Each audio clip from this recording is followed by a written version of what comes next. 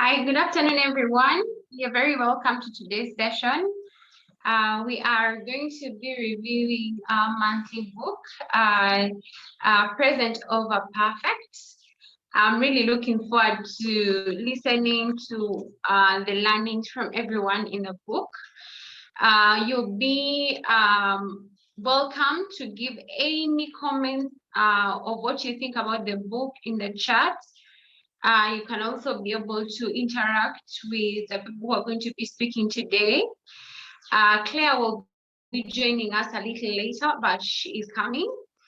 I'm happy to host today's session and engage with you guys on this book. It's been a very interesting book, and in line with pretty much what we do at Girls for Girls and what we continue to do. So I'm really excited about this particular book and what it had in it. In the last month, I would say that my life has pretty changed remarkably because of this book and how I feel about life, how I feel about things, because of reading this book in itself. So I hope it has also gotten you to a point of change, like it has done for me. And I'm really looking forward to hearing what everyone has to say. I'm going to ask Murunji to read for us the poem, I Am My Sister's Keeper. Then we can continue from there. All right, Primera, thank you so much. Please read it with me. Okay. Yes. All right. I am my sister's keeper. I will build my sister up, encourage her, empower her, and pray for her. I have no reason to talk about her, tear her down, be jealous of her, or compete with her. I'm going to stand behind her into her destiny. Thank you so much, Murunji. Thank you. I will just speak a little bit more about the book from my perspective. This is a very interesting part of the book, and I'm just going to talk about the general framework of the book. So the book is written by Shauna, and it's really she has really tried to compile her story. So it's coming from a very vulnerable point in which she writes the book. She just writes from her own experiences. From a lady that does not own any nightwear or pajamas, and she's very happy to sleep in her work clothes because she believes in working so hard, because she believes that she must conform to a certain way of life, which is to a very fast life. And then she writes the book Present Over Perfect, and because it's just her experiences as she gets away from what she thought life should have been. And I hope we'll be able to relate with it. I was able to relate with it a lot. I have a lot of calls from people who keep telling me, Primera, you're very busy, you're very busy. And okay, I never really usually comment much because if you know me, like I'm telling you, the latest movies I have watched, the latest, I try to really decompress. I really have those times in my life where I just zone out. Like, yeah, I probably do a million things, but I'm grateful to the a million things because I'm able to do them very fast because of maybe digitalizing my life, making things really easy for myself. But what is that point in our lives where we just decompress and just be ourselves? So for me as a person, that has been my experience. So I just want to listen to everybody else. We have very, very amazing speakers this afternoon, and I'm going to start with Gloria, who is going to take us through the first parts of the book, and she'll deep dive with us and help us understand Shauna's perspective of this book, plus her own perspective and her own story according to how she interprets the book. Thank you, Gloria. Really excited to have you today. You can blow us away.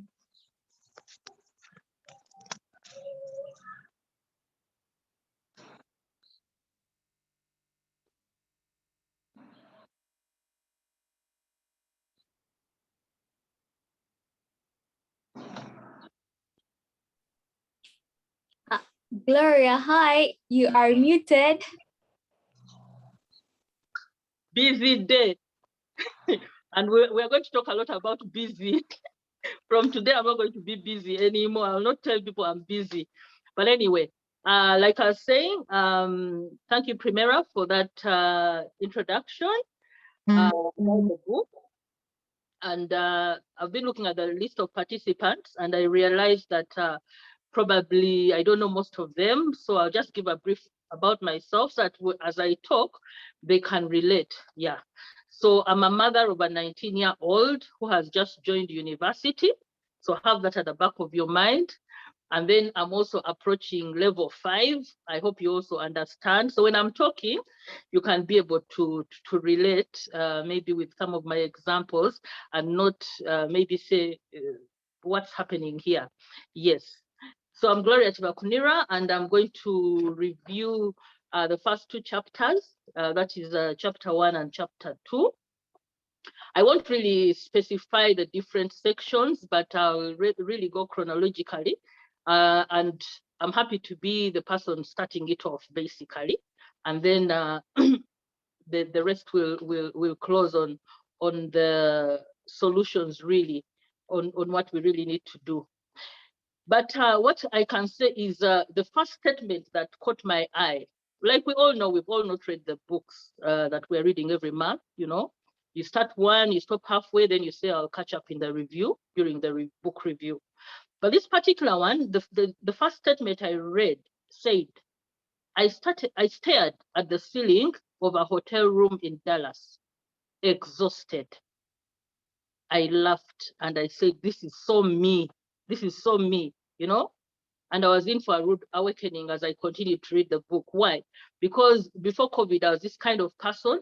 Remember, I've told you I'm going to the 5th level, so don't be amazed at what I'm saying. But I was this kind of person who would just go buy a ticket and fly to whatever city. The last city I went to was Nagoya, you know, pay for a room and sleep for a week. But let me tell you what would happen. I would come back after that week of just sleeping. I'd only go out maybe to do a bit of shopping, but most of the time I say I have come to rest. I'm alone. And you know what would happen? I would come back, and within a week, I would be as tired as I had gone for the holiday. Okay? So I could relate with what the writer was saying. You know, you're busy all the time. When someone calls you, say, I'm busy. I'm tired. You know? So she's trying to, she also realized she was in that kind of situation. And she's saying, no, this has to end. Okay? So as I was reading the book, another thing that caught my eye is she was trying to say, as ladies, especially she was trying to relate with ladies, okay? And she used the word gluttony, but not gluttony in such a way that eating a lot. But with gluttony, this is what she meant, okay? She meant, I am very competent, so I can do everything. I know it all. I have very many skills, I can do it, you know? So basically everything that is thrown at you, you say, bring, bring, bring, you know? At some point she says, you need to stop being a yes, yes person, okay? So whatever is thrown at you, you say, I can handle. I can start this business, I can join 4 investment clubs. You know, basically your life is so busy. When you're not doing this, you're doing the other. Your calendar is so packed, okay? And I can tell you that is me. I retired, I took early retirement early 2019. So it's been 2 weeks, 2 years since I started my business. So I have been busy setting up this business, joining investment clubs, preparing my child for his final S6 exams, applying for universities. Basically, there's just a lot going on in your life, okay? So one day her friend calls her and says, can you come, let's go out. And she says, you know what, I can't, I'm busy. Her friend, she put the phone down. Her friend called back and said, stop right now. Remake your life from the inside out, okay? So she was telling her, stop, stop, stop. Because she had observed her busy. I can't make it. You know, your friends are calling you to go out. Personally, I even can't now tell people anymore that, you know, I don't know when I last went out. I don't know when I last danced. But that can be a reality for you. And for me, I just kept reading the book because I just could see myself. Okay, so she told her, be honest with yourself. Okay, don't be perfect, be in the present. Okay, and that's what the book is all about, you know, trying to be perfect, trying to impress everyone as if they care.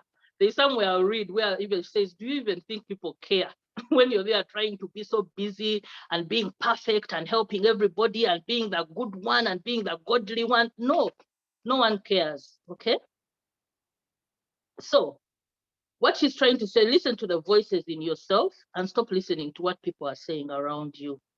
Okay, trust your own voice and not other people's voices. Okay, measure your own life by your own values, not other values that people have set for us. And that's what we tend to do. And we're not listening to ourselves deep inside. Okay, take care of yourself. Those are things she's talking about. Okay, and Primera mentioned something, you know, where she said when she would be very busy. Like some of us, like I said, we've been in the work world for, personally, I've been working for the last 24 years. So I've taken so many trips, you know. You've gone for trips, you're talking, you have maybe conferences, you come back late in the evening and you just fall.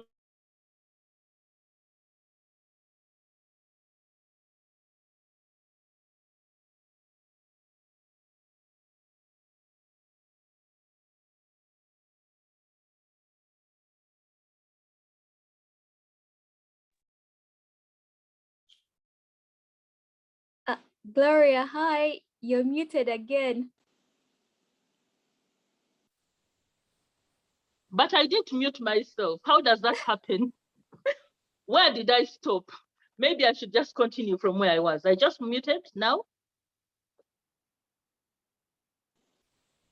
Yes, you were talking about, you know, being tired and coming from all the meetings and speaking engagements. Yeah, and I'm saying, I'm sure some people can identify when you get home and you're so tired and you say, let me just lie on my bed, okay, and rest. And then you find yourself sleeping till the next day and nobody will even disturb you. And they say she's tired, just let her go. So she was trying to say that's what used to happen to her. So I don't know if many of you can, some of you can even identify with that. Okay. So what she's trying to talk about in this book is she's giving her experience of how perfect she was trying to be and not live in the present. Okay, and one thing that caught my eye is she said, when you're too busy, you're too tired, you're too frantic, you hurt people along the way. Okay, for example, you have no time for your children. I'll give you an example. My son recently went to university in July, you know, and I'm like, okay, he has gone, now I can settle. So I sort of said, he's old enough, he can sort himself out. But you're forgetting, first of all, he went himself, and my matron was saying, why don't you escort him? And I'm like, no, he'll handle, he'll go himself. No, escort him, no, he will go. So I was at that point where I'm like, I'm too busy, let him go. I can't lose 3 days traveling with him and then traveling back for a week. Let him go himself, he will settle down. Of course, on the first day, you're monitoring him, he has arrived, and you're in, you've settled, boom, close my mind. But you forget this person wants your attention. Now, the only thing that was on my mind was to say, you didn't get the second COVID test vaccination. So later, I realized there's a time he stopped responding to my WhatsApp. I said, why isn't this boy responding to my WhatsApp? I see him on WhatsApp chatting with other people. Why isn't he attending? But I think he had said, this mommy, I'm done with her. So when I went back and looked at my WhatsApp every morning was like, did you go for the second jab? I told you, make sure you go for that jab. You see, then I'll tell him about COVID. Then I go off. So eventually I said, let me call him. Then I call him, he says, but don't you read what I said? I told you this and the other. You know, and you know, the first year, he didn't want to cut class and all that. So this week, around lunchtime, he calls me to tell me my driving permit is ready. They've called me, go and pick it and all that.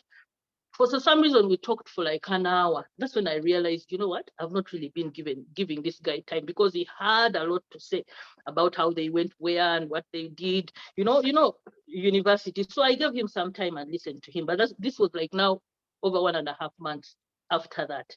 So this busy can make you really hurt your loved ones because you're really not giving them time. Yeah. So at the end of the day, she's saying, and I'm going to ask you ladies, what do you want to do less or have less in your life? You can write it in the chat room, and it's something we can look at much later as the others review. So she's saying less of everything, less stress, less crying, less noise, less TV, less wine, less online shopping, you know, less rushing, less pushing, less proving. What is it? Less hustle. We need to find out what is that thing that we need to do less of, so that we can get more time for ourselves, for our families. Okay.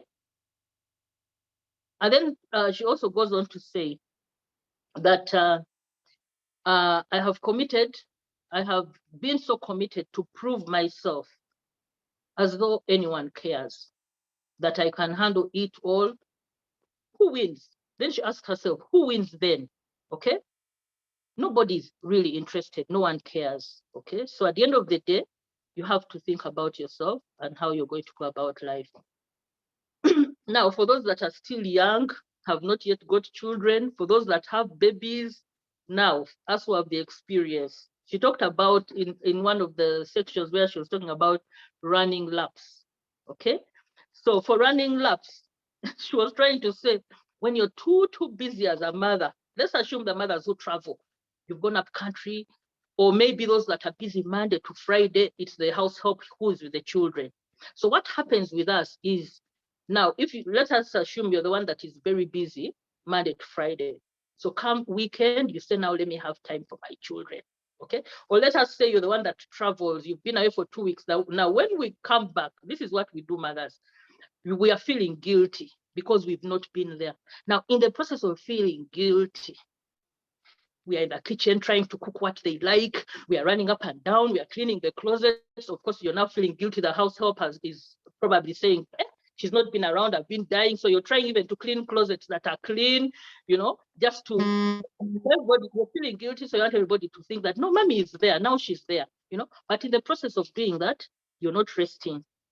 And how does she mention it? The writer calls our weekends. She says fake resting on weekends instead of real resting. Okay.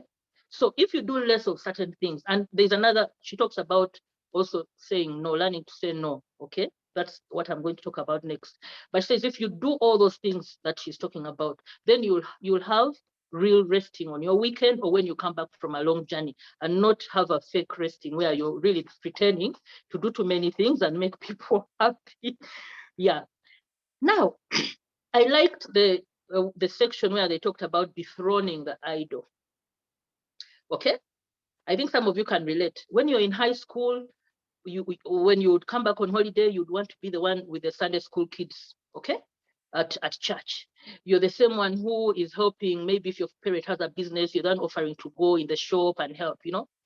Then you've gone to university, you know, there is a group for girls who are shy, you want to be in that group. You're the same person who, you know, basically, then you enter work life. When you go back and look behind, you say, I have been working since I was in high school. Okay. And even now I'm still working. Okay. So for those that are young, you need to reflect on that. Okay, maybe enjoy yourselves while you're still younger until you could find yourself diving into work. Or maybe if you're talking to your own nieces, it's a bit of advice to give them if you see that they are, you know, they don't have time for themselves when they're still teenagers, you know, they want to be working, making money. Okay. So they'll probably fall into that trap that some of us are in. Okay. So the writer says productivity became her idol. Okay. It's the thing she loved and the thing that she valued. Okay. So you will get into a crisis at some point in time. So you need to slow down. Okay. Now, then she talks about the word that changed everything for her. And the word is no. Okay. Gone is yes, yes, yes, yes. Being a yes person. Okay. everybody asks you to do this, whether in the family, you're the one who says, yes, it's okay. I'll be the chairperson of the committee. I will, basically everything they ask you. And remember, she says, when people know you just accept things, they'll throw them at you, and for them, they'll put their foot up. Okay. And then you'll wonder why you're so tired all the time and why you're not having time for yourself and time for your loved ones. So she says, one thing we need to do is to learn to say no. Learn to say no. Primera, when my time is over, just say so, because I know the rest will, will say something about it. Yes. So gone is yes, yes, yes. Okay. Don't worry. Once you sort yourself with learning how to say no, then you can now resume again to bring back a few yeses. So she says, learn how to say no. And then she also says, learn how to disappoint people. Okay. Some people fear to disappoint anybody, whether it's your husband, whether it's your children, whether it's your best friend, whether it's your matron, whether it's your business partner. You feel the business partnership is not moving on well, okay? But you're feeling guilty. She's been my best friend for a long time. How do I tell her, this is not working? Let us separate, okay? Remember, just imagine that situation. If you know you're the one working, your partner is not putting in anything, but because she's your best friend, you fear to tell her. At the end of the day, you'll be loaded. You'll start hurting her inside. So she's saying, feel free, just tell her, this is the situation. I think let us separate. So she's saying, learn to disappoint people, okay? So ladies get to decide who you're going to disappoint, who you're going to say no to, okay? And she says the disappointing gets easier over time. I found that very interesting. Disappointing people gets easier over time. But then this book also, before I miss that out, it sort of creates also an aspect of soulfulness, godliness, okay? So throughout the book, she keeps bringing back God and her experiences about God, okay? So she says, as long as God loves you and you feel him deep inside, okay, you shouldn't be really worked up about other people. And there's a lot about praying and making sure you relate with God and create that closeness with God. As I come to the end, I'll talk about it where she describes the vinegar and oil. Yeah. Now, there's a section called tunnels for anyone that will want to look at it. But what I learned from this section is that there will be that situation that will happen in your life that will be that turning point. You really need to look out for that situation. In this case, they had gone for some holiday and they were in the water and going through tunnels with her son. And she enjoyed the experience, and that was a turning point because she realized, oh my God, I'm not spending a lot of time quality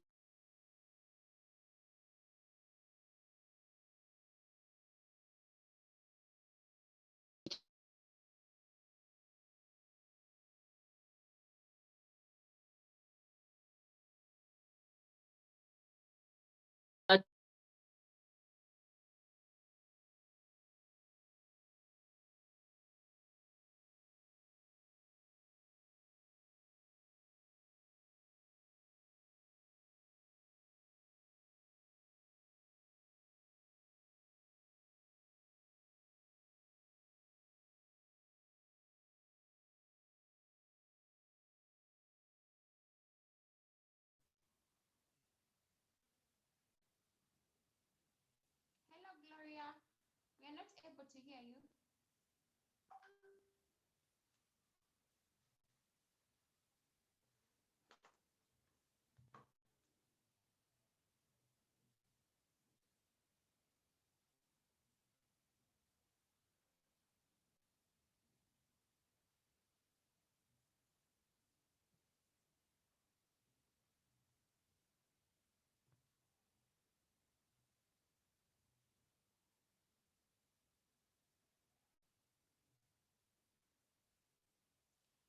It seems you've lost Gloria a little bit.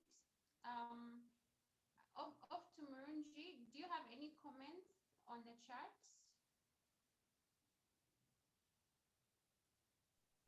Yes, we actually have comments in the chat.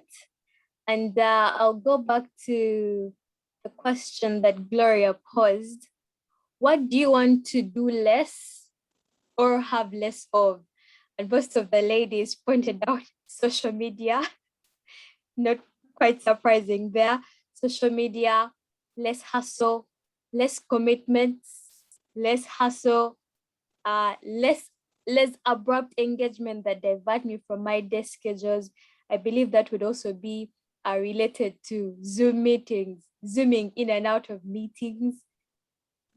Sorry about that. It's not like me to have such a hitch. I was on the wrong network, internet. Primera, can you hear me? Yes, I can. Hello? Yes, we can. We can hear you. Okay, you're very faint. I hope you can hear me. Okay, fine, you can hear me. Sorry about that. Let me summarize. Okay. Yeah. So I was just giving my own experience and how I related. Yeah, I was really thinking a lot about myself, and I would not want to go to work. So my parents would say, no, you need to go to work, at least go and stay at the computer. So my dad drove me to work like for a whole month. At 6 a.m., my mom would come with a cup of tea just so that I could put something in my stomach. I would vomit everything. Not until she fell down the stairs coming to give me tea that I woke up and I got a rude awakening. So, and by the way, all the sadness, all the sorrow, all the misery just disappeared. Why? Because at the end of the day, I was taking my own family, the people I need to think about for granted. So there is that event that will happen. Look out for it. Vinegar and oil. She's really talking about how you should pray. And she says, when you go to pray to God, just talk, put everything out. She relates vinegar to acid. So she says, get all that acid out, talk about it. Even when we go to pray, we want to talk about the big things. So she's saying, no, also talk about the small things that you think are small, And at the end of the day, when you put out that vinegar, then underneath in your soul, there will be that oil, okay? And you and and then you begin to feel much better, okay? And then she also goes on to talk about a wide and holy space and what she's talking about here. And I liked it. I'd never really thought about it. She keeps talking about Judaism, then she talks about Catholicism. Having grown up in Chicago, I think the Catholic society is quite big there. And what she was trying to say is that God is bigger than a church, okay?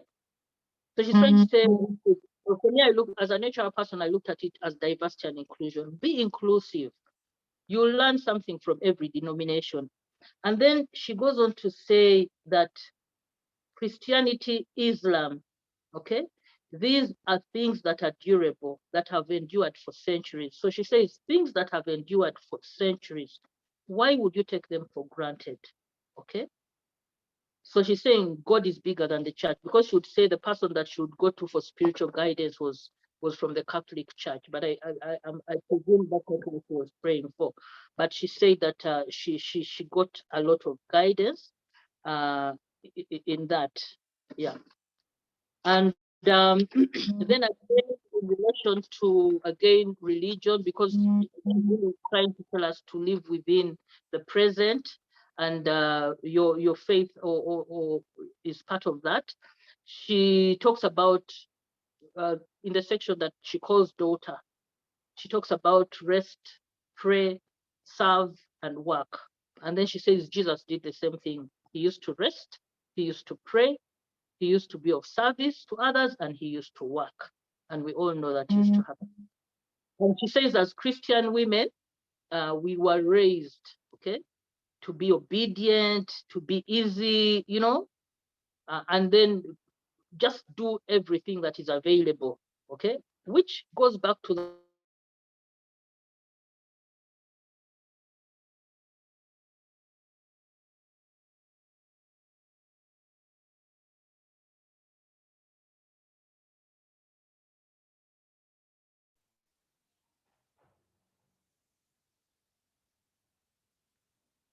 I think we've lost Gloria again.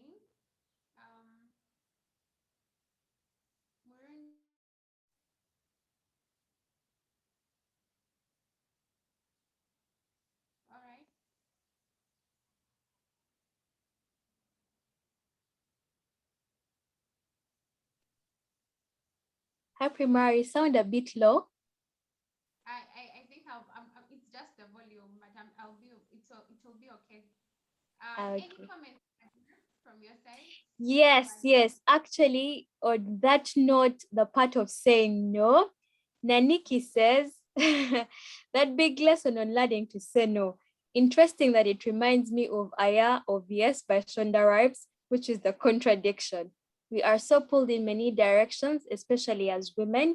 You want to be all to all and be the best you can't be. Difficult to learn when it will be necessary to say no. Yeah, I understand what she means by a contradiction, but when you read the book by Shonda Rhimes, she was completely not saying yes to anything. She had like withdrawn, it was a complete withdrawal. So her saying yes was to a certain degree. So like Gloria explained, when you withdraw from being the yes person that people know, and then after that you can start saying yes again, slowly. So in the beginning you need to stop completely because you already are yes about everything, and people know you for that. They just put work on you that is not supposed to be yours. They give you you're participating in activities that are basically taking you away from your vision of life. So in that case you must first withdraw and then say no's, and then come say yes on things that are taking on towards your vision. I hope that answers that. Naniki, please let us know if that answers your, if it speaks to your comment before.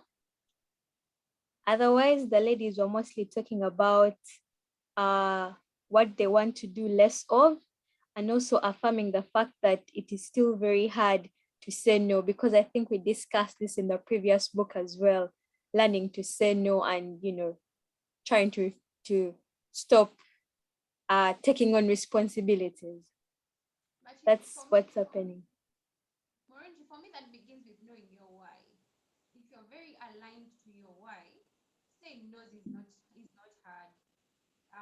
Because the things you're saying no to are things which are not aligning with your vision and where you want to go. But if you know your why, I think the most amount of time we need to spend on is understanding your why. The moment that is aligned, then saying no is kind of easy.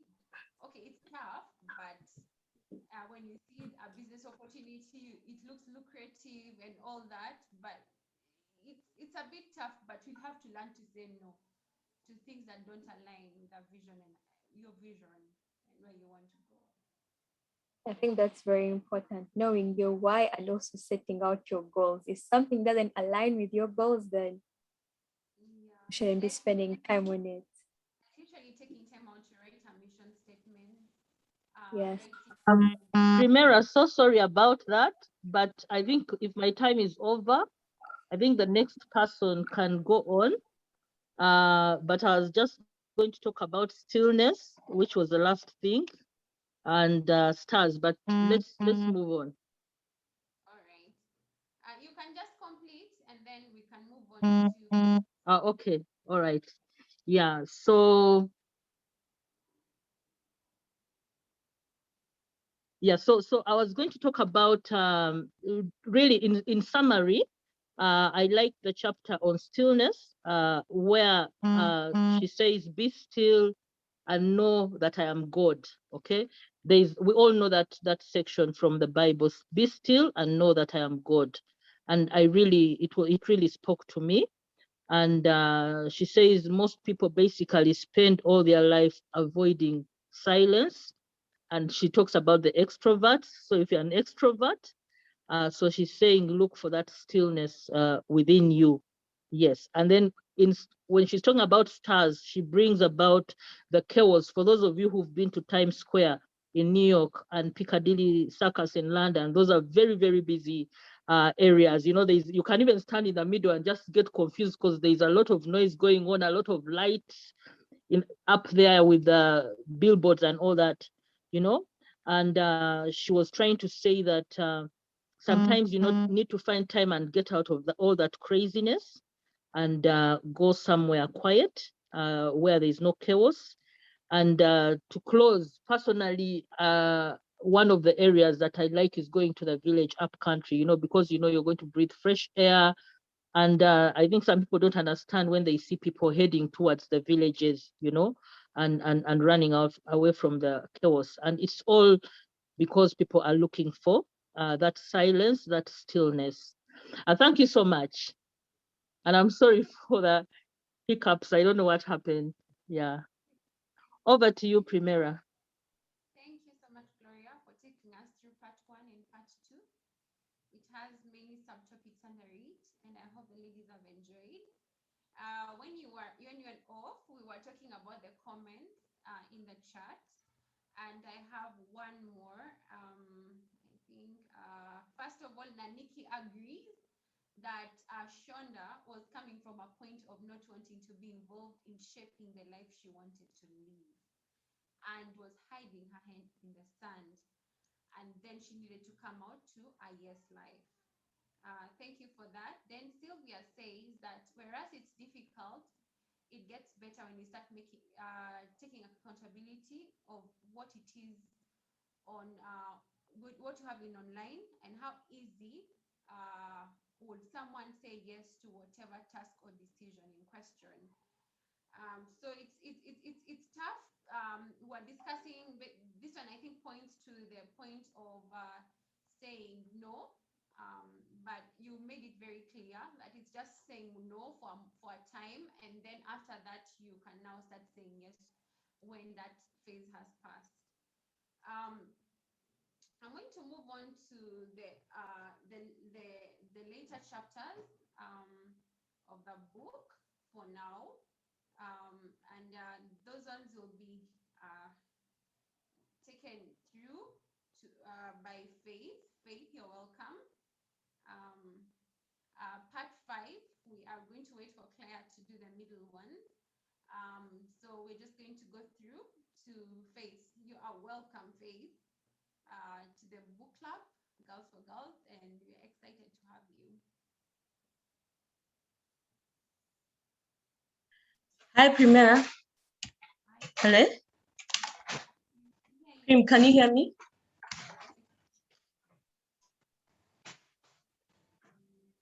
Hello? Yes, Faith. Primera, can you hear me? Am I clear? Very clear. Okay.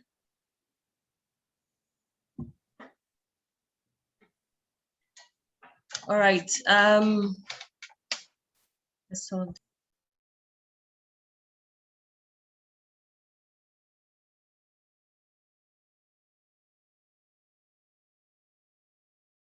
okay, so can I do that to my video, because I think it's interfering with my network? Oh, it's okay. Hi, Prima. Prim, are you there? Okay, it's up to you now. All right, so I'd like to welcome all of you and thank you, the G4G team in the background, Diana, Prim, Gloria, and the Gloria who has presented before me. I'd like to thank you all for bringing this together. I believe that God uses books and authors to speak to us and teach us. My name's Faith Namara. Of course, by now I have, I think, when you're growing up, we're like, what do you want to become? But not anymore. I'm becoming many things. And by profession, I'm a teacher, and I have an educational consultancy called Seed International. So with schools closed currently, at my business, Glam and Poppy Accessories, of course, a hobby that turned into a business. So you can imagine, as women, we wear many masks, we do many things, we are all these things. And I think we should never stop to be that, because oftentimes we feel guilty. And that is why I liked Present Over Perfect, the book, leading us on a journey of soulful living. And if you are to, because what happens oftentimes, being a reader, when I read, I relate books to the other books before, or to the other authors.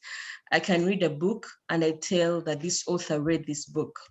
You very much find that Present Over Perfect is maybe related to How Women Rise, the last month's book, and we had a wonderful review.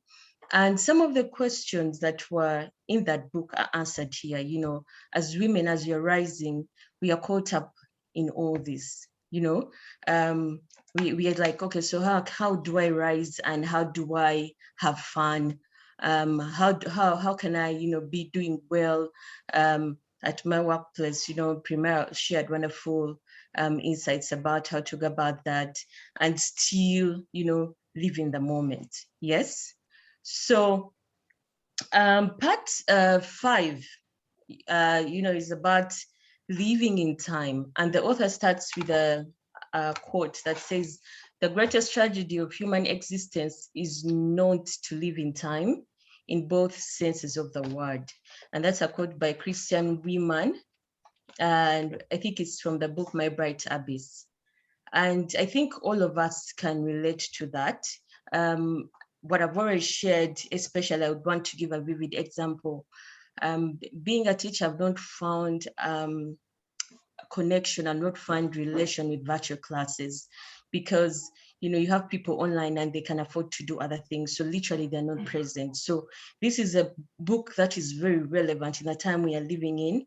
And if you're raising children who are studying online, doing all these things, how do we get them to be present? And you know what? It's not a crime to just be in that place, in that moment, do what you have to do and move on to the next thing. So we have our children at home studying, but, they can afford to TikTok at the same time. They'll be, Snapchatting, WhatsApping, all those things. So we have a lot to do in that. So the first place, the author talks about clearing away. And when you're talking about clearing away, because I'm sharing experiences that I picked from this book, the author shared her experiences. So I wanted to know, how do her experiences relate to me? What am I going through? Where am I? Because at the end of the day, whenever I read a book, I'm like, what are my takeaways? They can be 5 or more, but why do you need this? That maybe tomorrow, if I meet with Premier and she's like, "Oh, have you read this book, Present Over Perfect?" I'm like, yeah, she talks about this and that. So what are our takeaways? And that's what I'd like to start with, asking you, what things are you learning to leave behind? Yeah.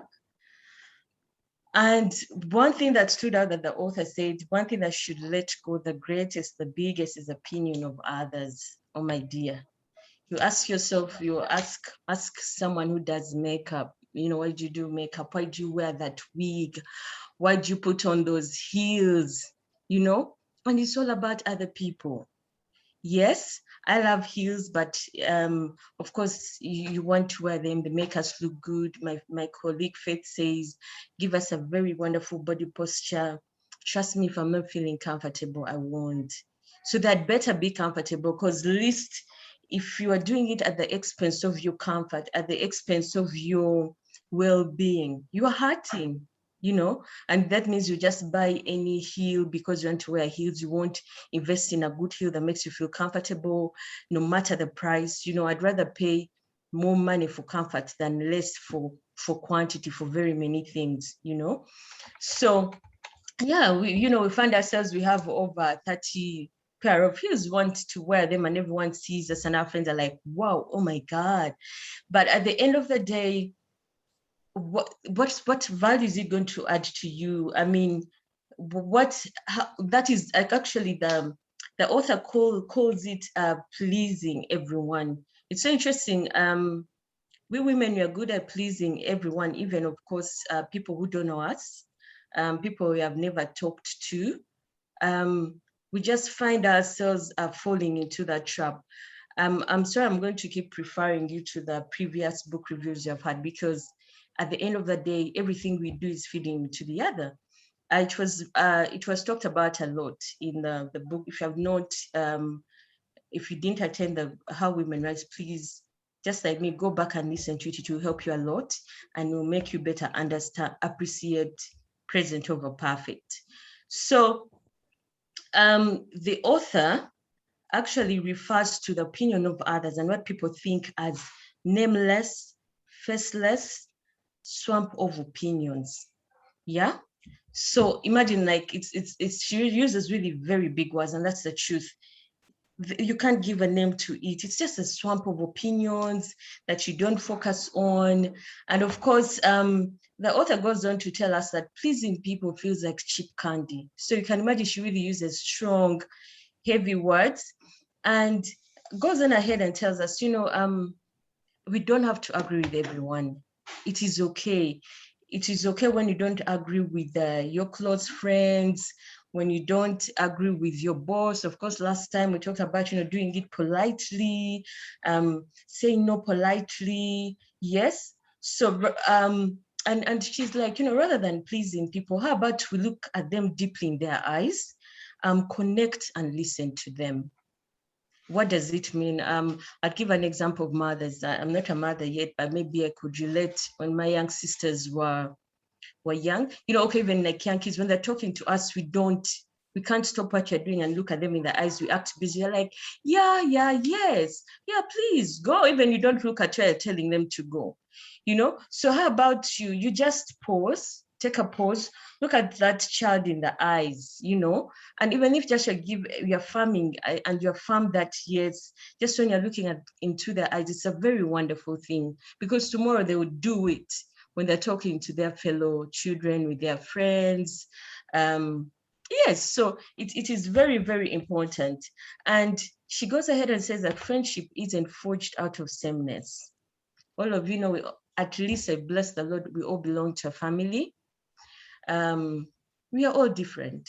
All of us, from mother, father, sisters, even when you find twins, you're all different. So you shouldn't have friends because you are the same. Actually, when you're different, that's the beauty, because you complement each other. Yes. So find out those friends who make you uncomfortable, because maybe that's what you need. You need the criticism. You need friends who tell you, when everyone is telling you yes, you need a friend who will tell you no. I have my friends on, there's a friend of mine on her wedding, after she did her makeup and hair, everything, and everyone says, wow, you look gorgeous, you look amazing. Oh my God. She told all of them, get out, call for me, Faith, because she'll give me a truth, the real, like, she'll tell me the truth. And she's like, Faith, tell me, how do I look? I'm like, yeah, yes, you do.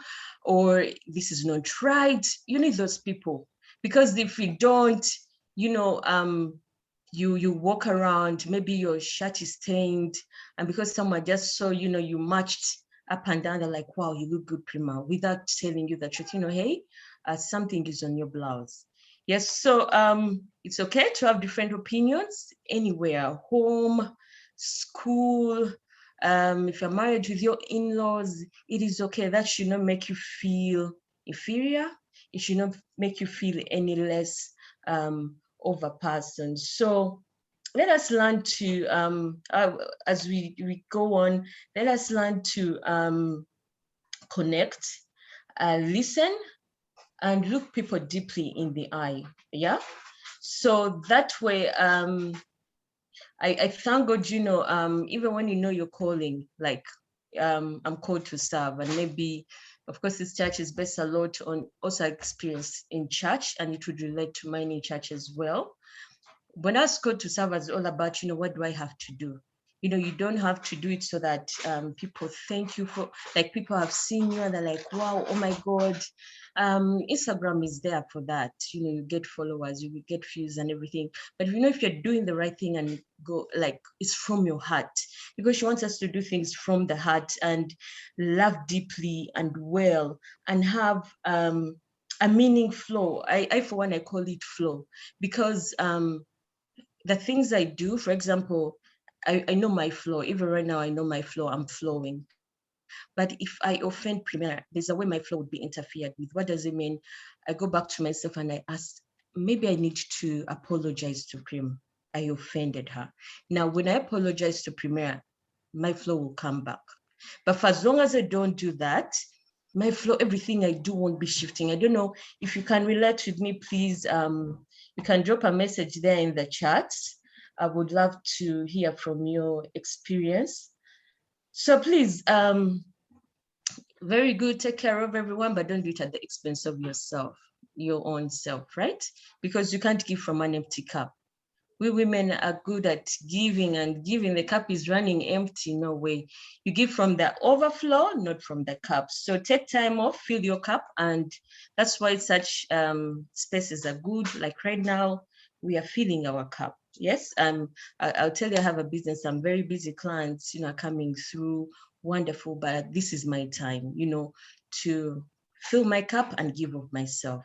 Yes, so yes, so that leads me to, and of course, as we looking at clearing away, and letting go of all those things, she implores us to trust the voice within, the voice, of course, that's God. Whether some people say, oh, something told me, that thing, whichever, whatever religion you believe or what, but that voice inside of you, please listen to it, trust it, believe in it, and follow it, because that's the whisper of your own soul, and you'll find freedom.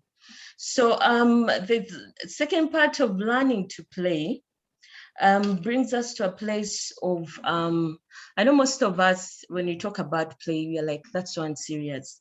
And I'm one person, even I believe we can't, even in education, if our children are not playing, they will never learn, because most of the lessons you remember at those games, if most of you, this is the Ugandan culture, if you don't know, we played Crystal Bando, we played, that's I think, hide and seek. We like, we were skipping the rope, saying, who will you marry, which church will you go to, all those things stick with us and they remain with us. So going forward, play should be part of our lives. Never a time should you feel like you have outgrown it. Of course, the author shared about her experiences, and of course, if you have read the book, then we want to pick these experiences and own them with her family and the husband and the children. Now, also as, how often, how many times do you take off time in between work to just, have a moment, or you sit at your desk, get frustrated, and you're waiting for the lunch break, right? You're waiting for the lunch break, and of course the lunch break, you're hungry, you move out to that gloomy face, you don't want to see anyone, you just want to eat, look at your food plate and go away, and of course go back sit. Yes, but the author goes on to tell us, take off time to dance. Just, why not? I don't care even if you don't know how to dance, you can turn around, just take off time to color, to draw, just do everything, that you've always wanted, because you're living in a world where we call it the microwave. We want to do everything better, faster, smarter. Of course, I'm trying to avoid using that word. We women, no. I want us to get to personal. In fact, we want to multitask. Like I shared with you, you have a webinar, and then you have to cook, you have to do that, you have to clean. So we find ourselves like we are multitasking all the times, and so we are in the hustle. That's the truth. Even like a shout out to my fellow G4G women entrepreneurs. We are always doing the hustle. And of course, personally, I said, I wanted to have a business that can allow me play. Yeah, so I'll have my accessories, I'll play with them, be creative with them, create wonderful pictures, put things together. Yeah, so also it's important that you do work that allows you to play. Yes, because oftentimes you look at play as a waste of time, yet that's what our heart wants. That's what our heart needs at the end of the day. Yes, and it's so unfortunate that some people even just learned to play during lockdown because they didn't have what to do. It should not be so. Those of you who have been in offices, you know how many times, you want to jump, you want to scream. Sorry, I'm just,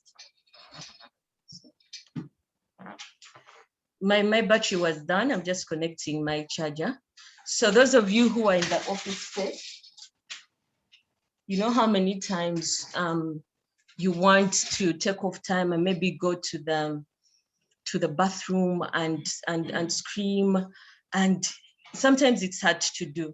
But if you can do it at the end of the day or in the morning, it's very important. So we want to be intentional, and as well as sometimes be intentional, not being intentional. The author tells us, sometimes have no purpose on purpose. Yes, those moments are there. Those moments are there, when I'm like, I'm taking a long trip, maybe I'm going up country, and I thought I have to listen to this podcast, and I'm like, no, I'm not going to do it. I'm going to just look in the sky. I'm going to just wonder. You don't have to be doing something all the time.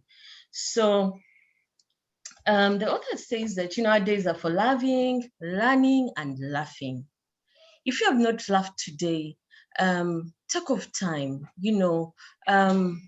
just scream, just laugh at nothing. Sometimes you don't need anything to laugh at. It's for you, it's for your inside. Yeah, not all the time just pushing, planning, and no. So going forward, let's look at it about the heart, and that will help us a lot. The other one is morning and evening. Yes, I just want to ask a simple question. How do you begin and end your day? Yes. The author clearly, talks about, Primera, I mentioned it in the intro, how, before she just, you're from work, most of us are culprits to that.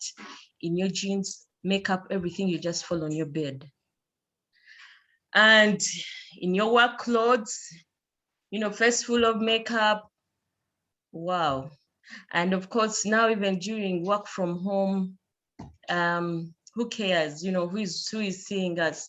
And trust me, even if you're working from home and you decide you want to take a nap in the middle of the day, take off those clothes, wear your PJs, because you want your body to be in the rest mode. Wear your PJs, rest, wake up, put back the clothes on. You can redo your face, get back online. Why? Because you want to value that time. You never, like, if we slept yesterday, we shall never sleep like that again. We shall never have that sleep again. So it had better be the best. I would say, of course, I've been there before, but I think I jumped out of it. I jumped out of this some time back, long time ago, because I'm one person who loves myself. So if anything is not in my flow, like I shared before, I'm very attentive to my flow. I get rid of it. So I have nice pajamas. If there's that nice, night cream that you need, please get it. Don't see those things in magazines and like, the women who use them, like Jennifer Lopez, how are they? No. I mean, you deserve them also. You deserve, get that night cream, get a bonnet, don't sleep, your hair is on the pillow, facing whichever way, and you wake up in the morning, your pillow is all a mess. Get a hair bonnet. Like, when it's time to rest, look like it, your whole body should show. And of course, the author talks about connecting to God through prayer, and still intention about, how do we do it? It's very good to kneel by your bedside and pray. We all do that. But how about you do something differently? How about, because God will hear you, whether you are standing, seated on that toilet seat, in the bathroom, cross-legged on the couch outside the compound, he'll hear you. Yes, he created the ears, right? So how about, you choose to be different, in the morning, just wake up, open the door, take in the fresh air, and chill with God, outside, look at his creation. And that's what the author, pointed out, that I really appreciate that, because we can see God through his creation, and his creation is wonderful and health and healing, and it is ever evolving. So looking at things that will help us see ourselves in a place of growth, in a place of energy, in a place of motion. You're working from home, you wake up nearby your bedside, you pray. You go to the dining, you have your breakfast, and then you just bring the laptop in front of you and you're seated there the whole day. Then by the time you're done, it's late, you're tired. Just in the house, you never move out. You never go out to appreciate the flowers. There's a lot of beauty out that we can't forget easily when we spend our time outdoors. Yes, yet we can forget easily when we spend our time indoors. And that's why these days we're having issues of mental illness, because most people are spending their time indoors. So even the brains, the heads are fixated and they're not in motion, they're not enlarging. And that's why, every time we're reading, our brains, because our brain is like a muscle, it stretches back and forth. So there's no space of, mental health issues, maybe if you impose it on yourself, because you're already in motion, your body is in motion, everything is in motion. So let us be purposeful about that. Let us be intentional. And why? Because we need to teach our children that. Because now we are adjusting to the new normal. We have to teach our children. Remember, they're not going out to go to school. They're not going anywhere. So if we don't instill it in them, then you're going to have a hard time in our future. So living in a world of laptops, laundry, to-do list, you just look at that. Even when you go out of your house with your to-do list, you go to the supermarket, you don't put your head up, you're only looking at the to-do list down and the cart throwing things in. You don't look up to see the people passing by you, the person on the next shelf. Wow, it's so interesting. So please, take off time, open the front door and breathe in the fresh air and feel thankful for another day. She also talks about being grateful.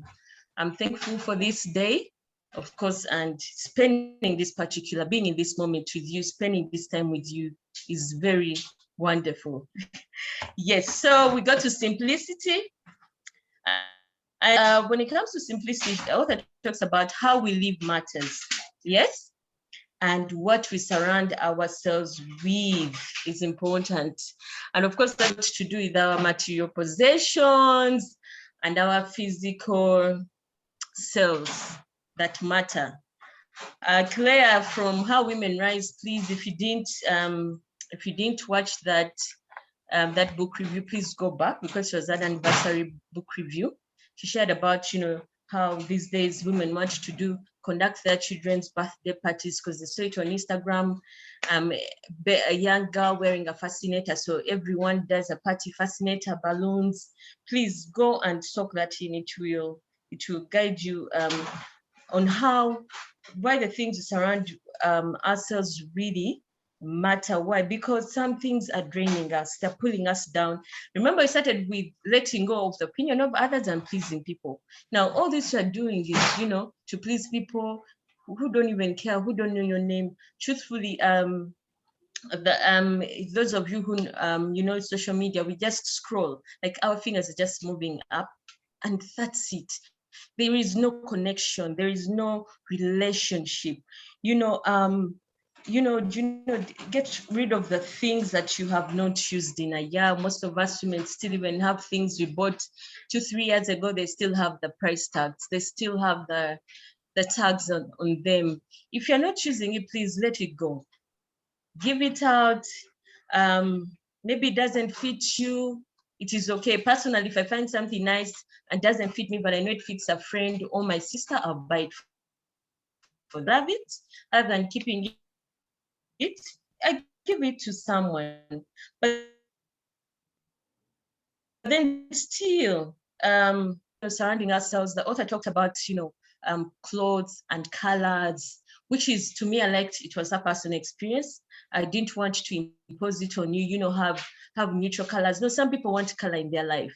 I like Alena Simwe, it does, most of you, of course, all of you know her. She loves color. She loves her yellow. She wants to pop. She loves her rich, like you have to see her. She's a flower.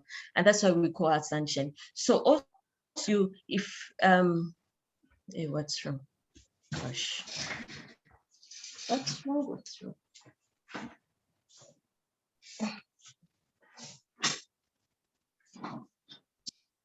Why am I disconnected? The Wi-Fi? Yep. Is it the Wi-Fi? Is it the PC? Maybe. I'm wondering.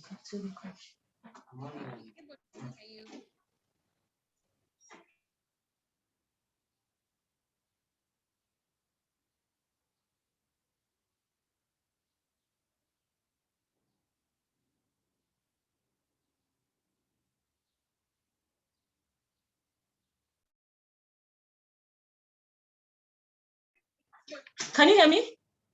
Can I continue? Faith, we can hear you clearly.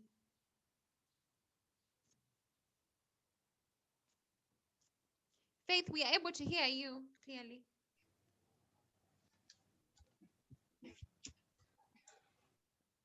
I think time, I don't know what's up. Prim? Yes, Faith, we are able to hear you clearly. What could be the problem?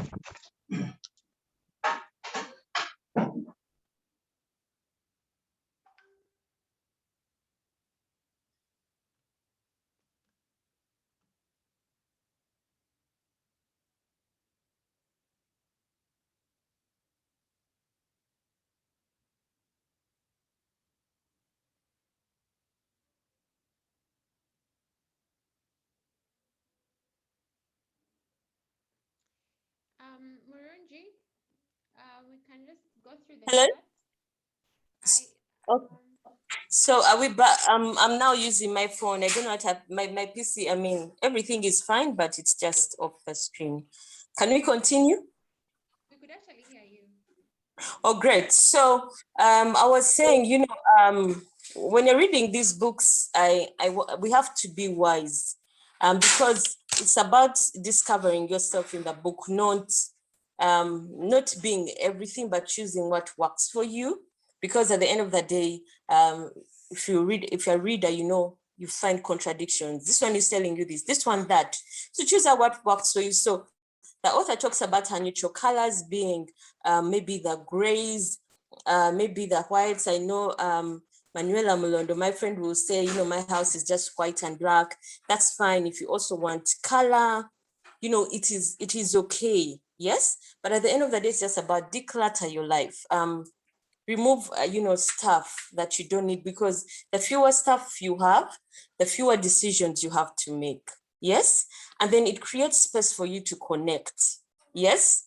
Rest and listen and learn. So before you purchase any other thing in your life, think about, do I have the space where I'm going to put it before you fill your home with all the other things? Think about, do I have the space where I'm going to put it? Yes. Because the things we own shape our life. Yes. And we want to live lightly. We want to be free. We want to be courageous. So the author tells us to surround ourselves with those things that bring us joy, simplicity, and beauty. Yeah. So please look around you, even right now, your space. What are those things maybe you need to take out of your life? Is maybe that dress, when you wear it, you don't feel beautiful, you don't feel confident. Get rid of it. Don't just wear it because it's the only available, maybe black skirt. If it doesn't make you feel good, if it doesn't, bring the joy and the simplicity you need, get rid of it. Yes. So the other is the happy medium. And of course, here the author talks about our culture, society pressure.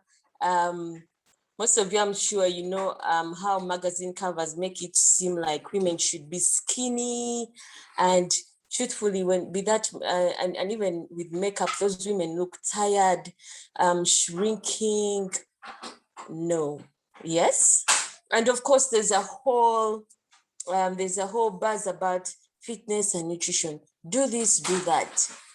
And it is not bad at the end of the day, but it doesn't matter the size you are. Be like, love your size. Don't try to, be skinny. If you're medium, why not? If you're oversized, make peace with that, because that's what God gave you. And it's you, it's the perfect size, the perfect shape, and there'll never be another you.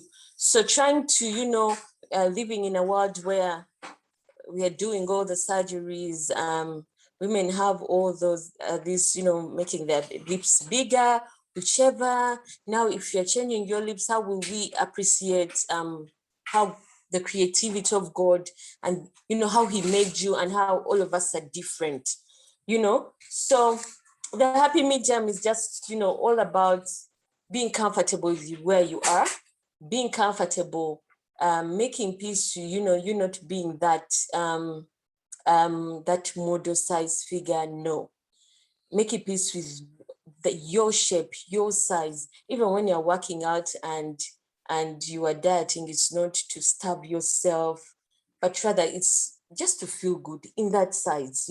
If still you have a goal to reduce a few, it should not be like you are pinning yourself down. And the author emphasizes practicing hospitality with ourselves, with our bodies. Yes, when we rest, nourish, love. Yes, and those feelings are not perfection, but rather, you sit and talk with yourself, sit and talk with each other like, oh, my faith, you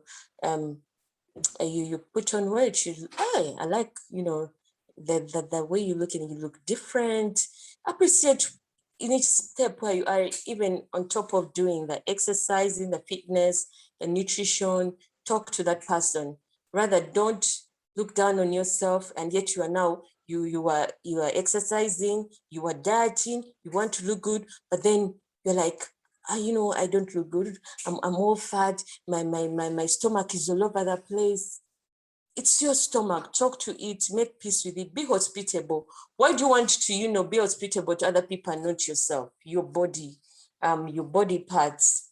Yes, so please talk to them, be good to them, even when you're unhappy with them. Yeah. Find peace and give yourself that space and grace.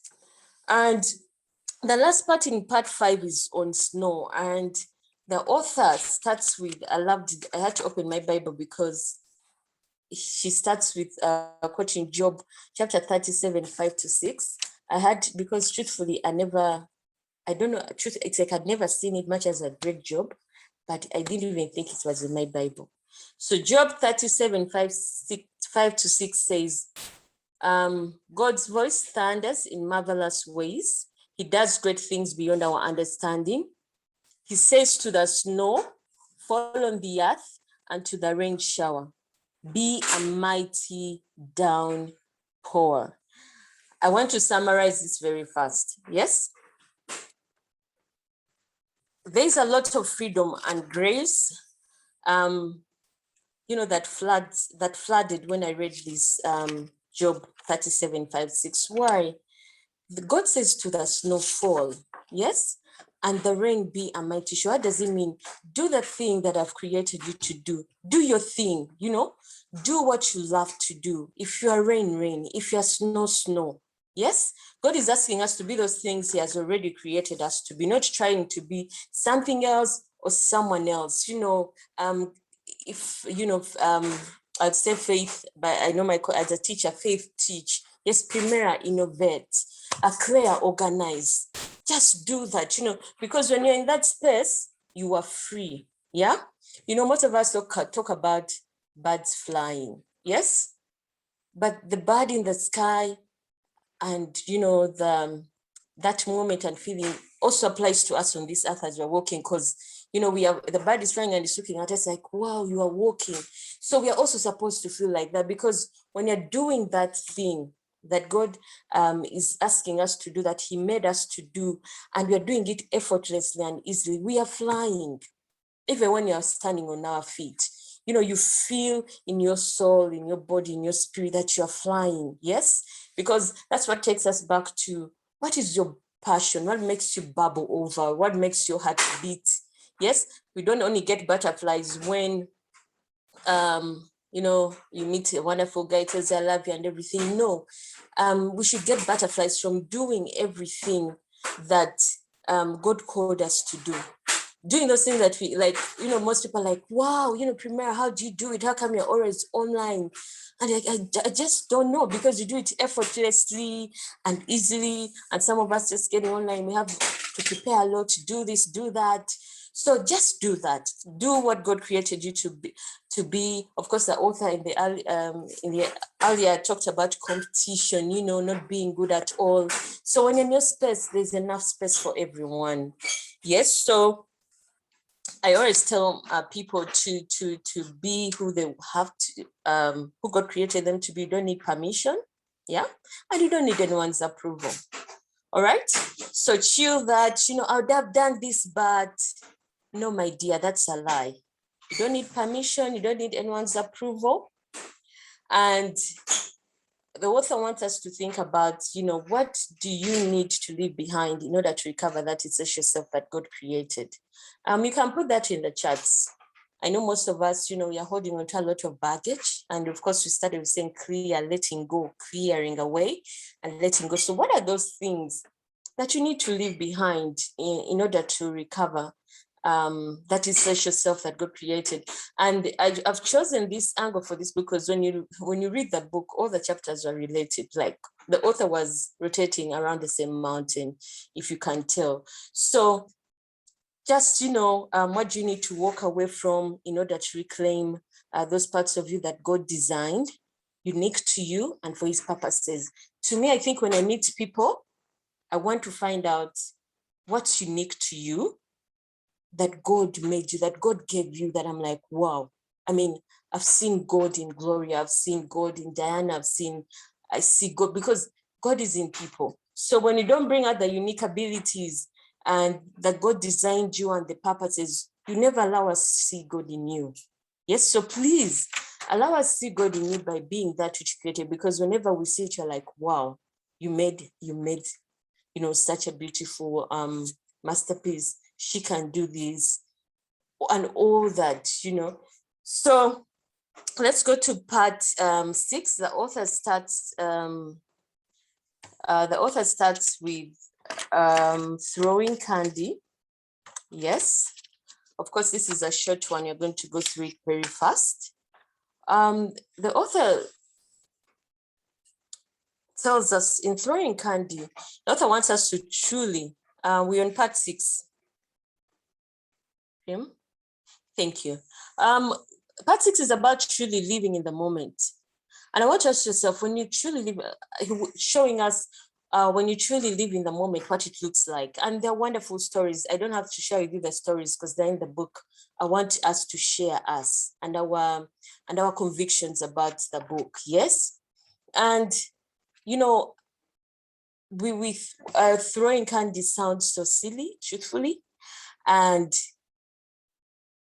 the author talks about, what do you want to be remembered? How do you want to be remembered? What do you want to be remembered for? And, this guy was throwing candy in the midst of a hard time, storm. Most of us go through a lot of hard times. And so interesting that we lose ourselves. My friends say, I think they said that it's what is it called? Is it like, I don't have emotions? Truthfully, I have emotions, but when you come with me with your outburst, don't expect me to respond the same way, because you don't control me. I control how I decide to feel. So I would actually first look at you, know what you're going through, then look within myself, and I'm like, what, this is really a bad thing that has happened. But you've been to I've all lost loved ones. The previous lockdown really beat us down a lot. And, I've been to places, people just cry, this one shouts, makes noise, and the other one. And to me, I realized that the people who know how to grieve are the people who are silent. There's no problem with being quiet when everyone is, crying, screaming, because some people are looking for a validation and approval to say, oh, that one cried a lot, but sometimes people who are quiet and looking within yourself, you're thinking about the memories you had with this person. You're thinking about the wonderful time, all these things that you shared, and you're holding on to them because that's what you have left, And it's so interesting that, of course, you can cry and from your heart.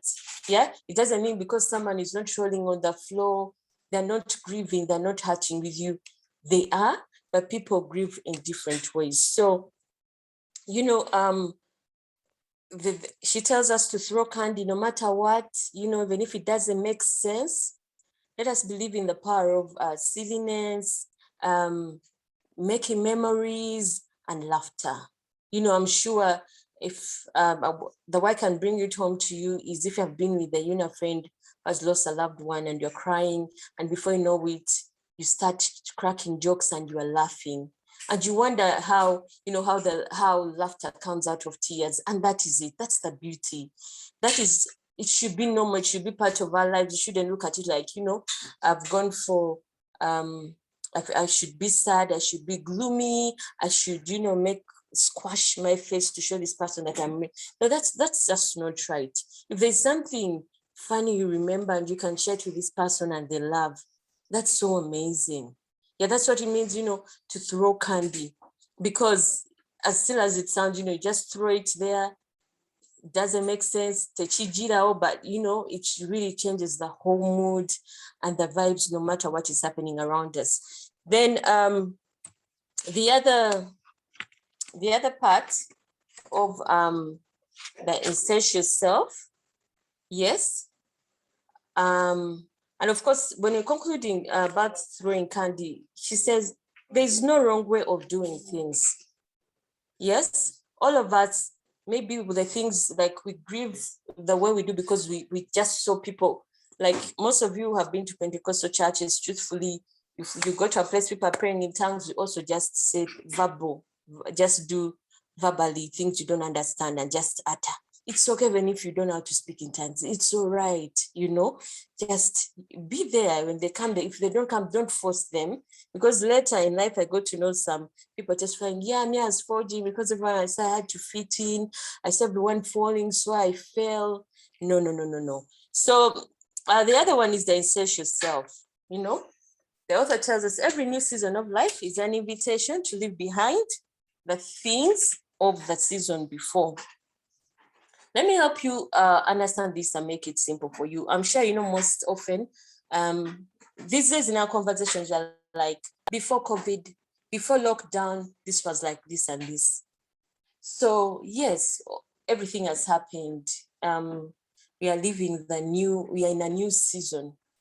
How about we embrace it? We want to talk about, if I'm with a fellow, you know, women, we want to talk about, so how are you thriving through these times? How are you making ends meet in these times?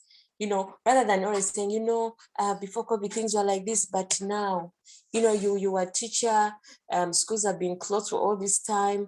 Before COVID, you know, would make money. No. So what are you doing now? Because this is a new season. It requires us to leave everything behind. And as to whether that the third wave comes, the fourth, the fifth, we are ready. I mean, we are ready to face it. I mean, the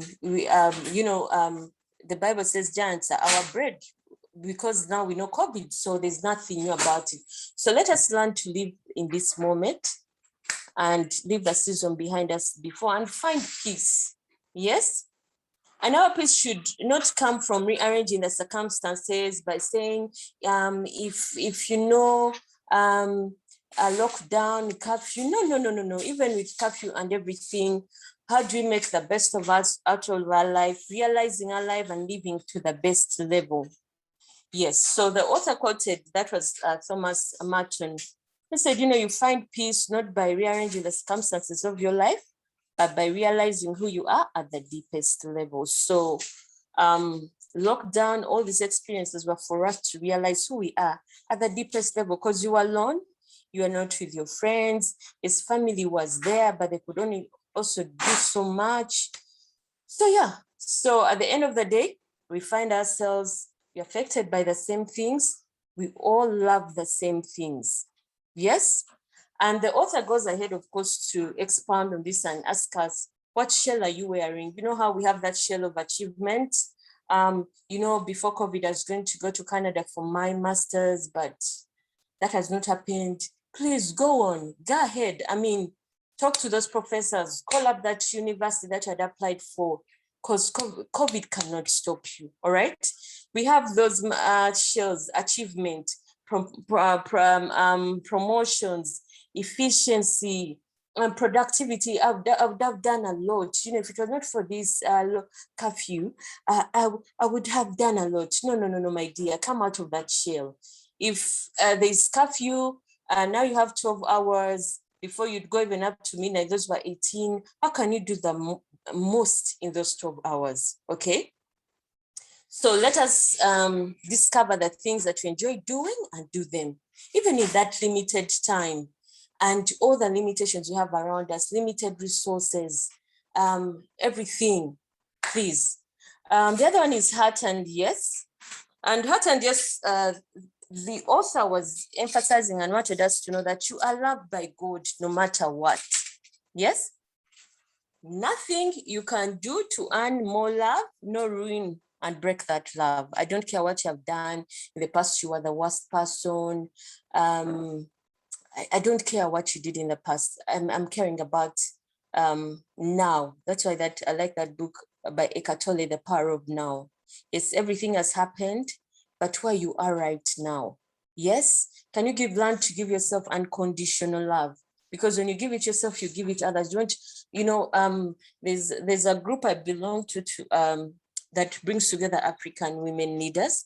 And in that group, someone shared, there's a pastor who said, apologizing to the girls we judged for getting pregnant, maybe when they were teenagers, because then we didn't understand. We were young. Those girls who dropped out of school when we were at school, how we looked at them and judged them. We didn't look at it in a way that they're giving life to another person. We looked at it like they're failures. We call them teenage school dropouts. We label them very many things. But how about you look at them differently? Personally, in my profession, I find that, I go back to the schools in the rural communities. I know that girls, had kids, had children. And I'm like, teachers, you have to change your attitude. Go back, talk to that child who has a kid and tell them to come back to school, even with that child. Yes? So let us learn to operate from a place of love in whatever we do. Yes? The best advice my mom has ever given me is, if you don't love it, don't do it. And even it applies to simple things like mopping the house. When someone does something, I'm talking about mopping, I'm going to use silly examples, mopping the house, sweeping. When someone does it with love, you can tell. And when someone just does it because they want to feel, there's a very big difference. So if you don't love it, don't do it. Why? Because I usually say, I'm not in my flow at that time. So if I do it to just be haphazard, maybe it will be just for you to say, wow, yeah, but in my heart of hearts, I wouldn't have done it with love. So we want to say yes to beauty, freedom, soulfulness, life and play, and creativity. Challenge and God's expansive love. So the author is telling us to learn to say yes. Those of you who know Lisa Nichols, I don't know how many, I'm sure you do. Lisa Nichols has that word, yes, yes, yes. I'm sure I've heard her say it, and never uses it, even when she's talking to her audiences. It's her, it's the word that lifts her up. Yes, yes, yes, yes. So even as we learn to say yes, the author tells us we are going to say no to pressure and expectations. Yeah, I think most of us have learned life is too short to, I tell people, like, you don't have to put yourself under pressure because no one cares. When your sugar levels rise and you go on the bed, everything will go on. Much as for you were rushing to catch it, but trust me, when you're not there, everything will go on, right? So with the author, the other part is the ballad blocks. Of course, the author didn't share a much here, but the author wanted us to know that we have to be comfortable to saying things that you have never said. Yeah. Why? Because when you say those things, you take power out of them and they make you stronger. And trust me, and that thing stood out for me. Why? I have a friend who does a lot of work in reproductive health, and she told me, you know, Faith, reproductive health is a very neglected topic among we women, and yet when a woman, you know, reproductive health, talk about infertility, they're shunned topics among women. Yet when a woman is not conceiving and having birth, people point at her, you know, pull her down. But no one taught about these things. No one told them about, you know, their, you know, how to take care of their reproductive health, and why it's not talked about, like, you know, heart disease, headache, all those other things. And yet it's very crucial, you know, for a woman to be fruitful. So she said, you know, it's high time we start, you know, talking about such issues so that women are aware. Even some topics like menopause, you know, midlife crisis. Those are things which are shunned. But when we talk about them, we take the power out of them, and that makes us stronger. Haven't you found a woman, you know, my colleague Gloria, who spoke before, she says she's on the fifth, she's on the fifth floor almost, but she looks so good, you can't even tell. She's thriving. If she doesn't tell you, you never know. Yes, so we need such women around us. No, not the ones who shun. You know, women who, if you have a boss and she's, you know, in her menopause and she's forgetting and always what can I say, blames you for it. And other than accepting, you know what, I'm going through this midlife crisis, you know, menopause, you know, comes with a lot of forgetting. Please understand and don't be offended when, you know, overstep. That does not happen. We just, women don't like us, the young girls in offices when we take up, but that's not the truth. Sometimes the things that come, you know, with age and everything, they're not talked about openly, they're not embraced. Even if it's a child living with their grandmother, they'll never know why the grandmother always, you know, is emotional, is, you know, today loves you very much, tomorrow they don't want to see you. All those things come, you know. So we should learn to speak about these topics. Why? It makes us stronger. And when we talk about them, these are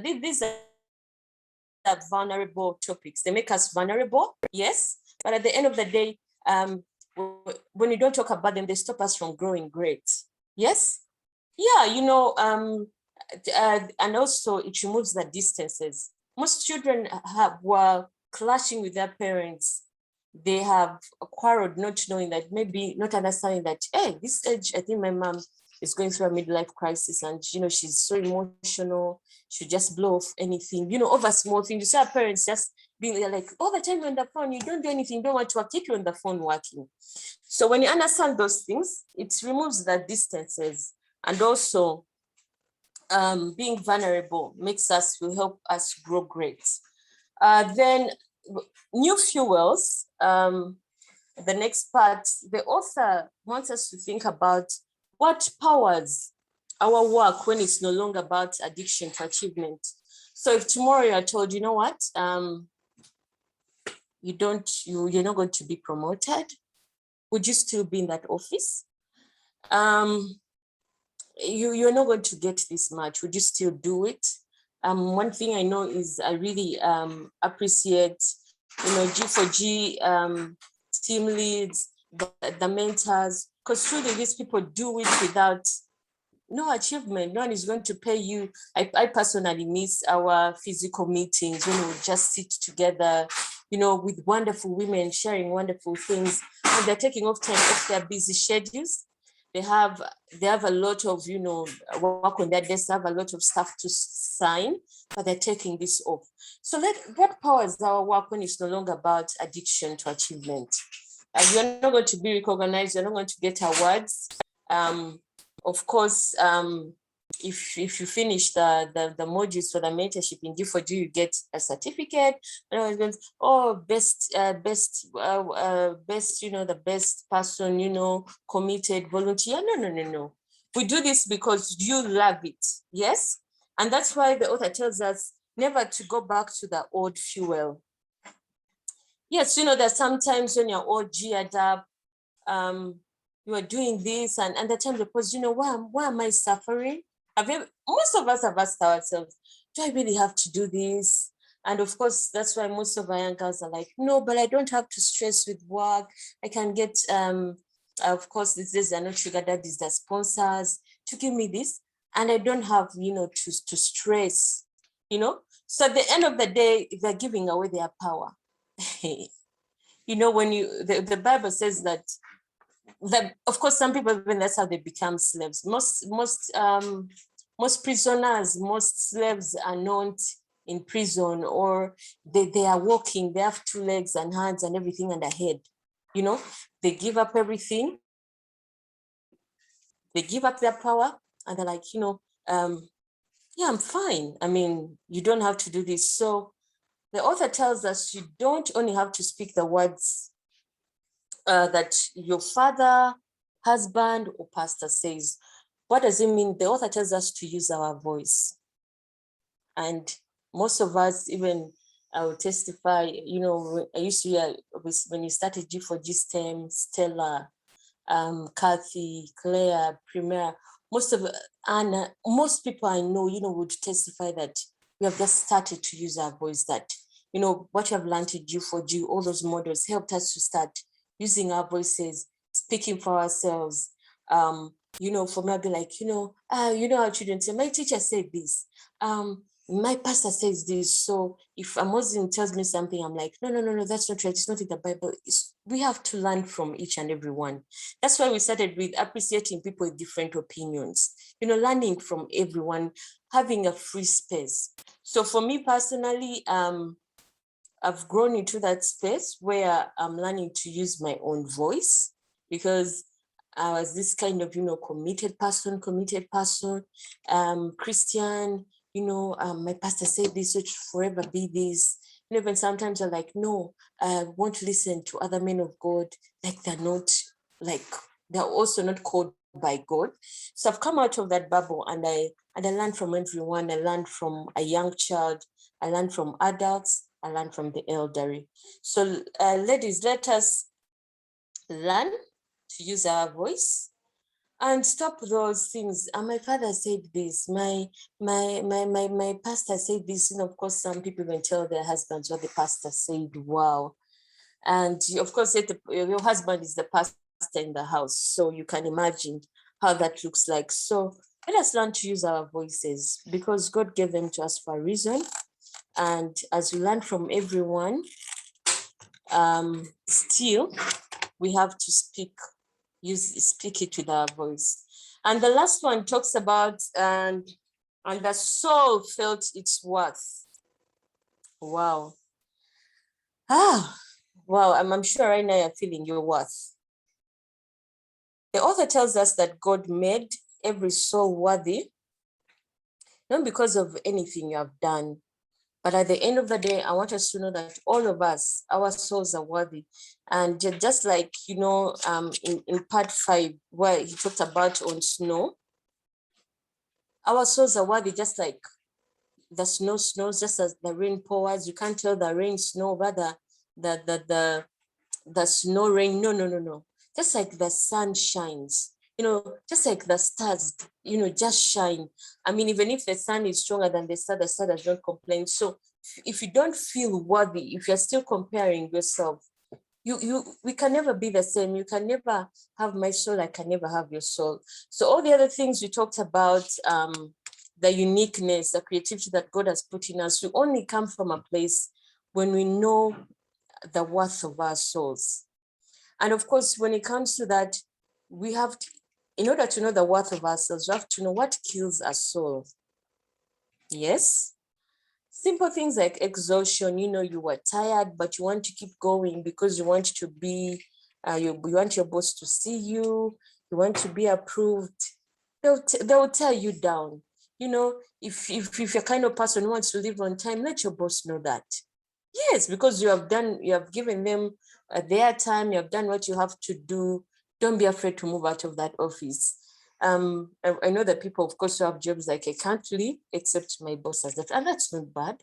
But at the end of the day, don't lose your soul. Don't sell your soul at the expense of your, because tomorrow when in case your boss, is not aware, or whichever. I always tell young people that I speak to, some people, some of us have lost our parents, our mothers, our fathers, loved ones, but we were not buried with them.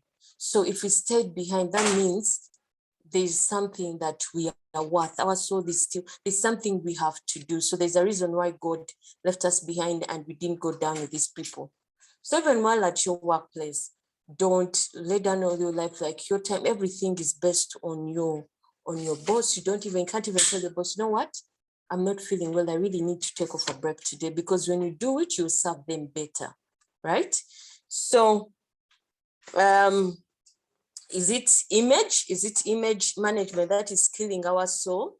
Yeah, you know how you look on the outside and you feel like you're not worthy. I can't be among those people. Is it that's what killing your soul? Of course, oftentimes I tell ladies what you put on the inside.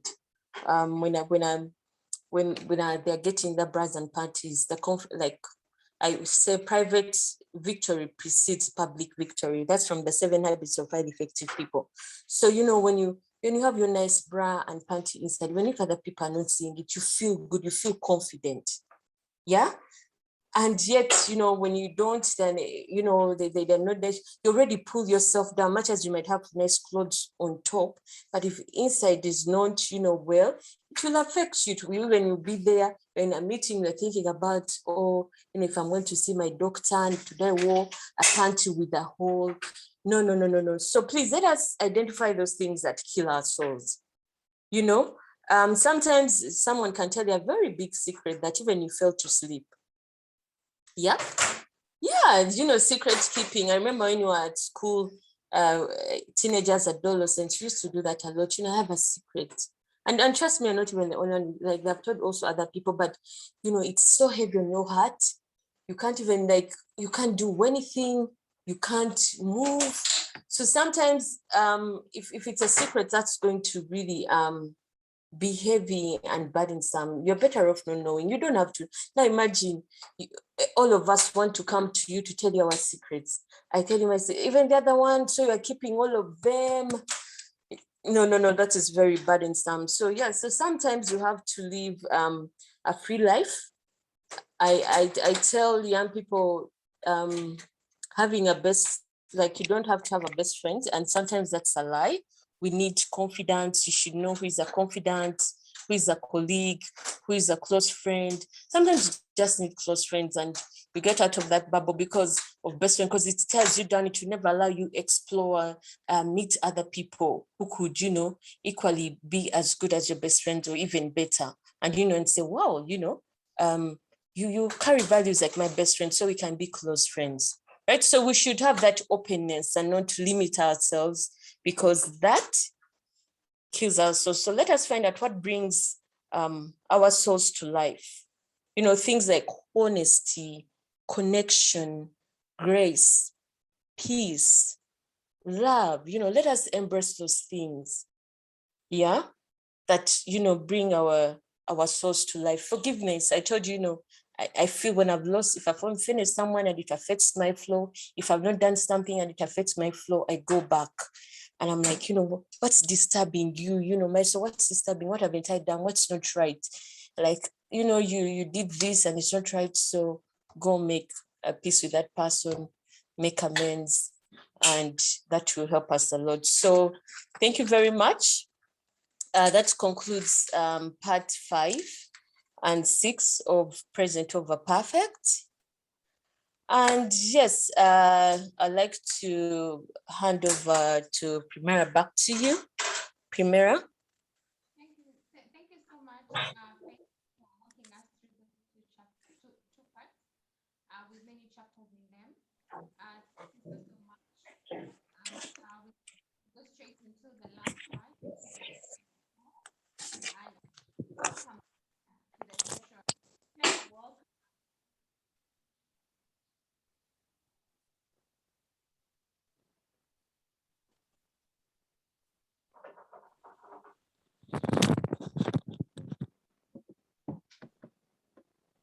I was saying that thank you so much for session 5 and 6 to Faith. Claire, you're welcome to do session part 3 and part 4. You're very welcome. Thank you so much, Faith.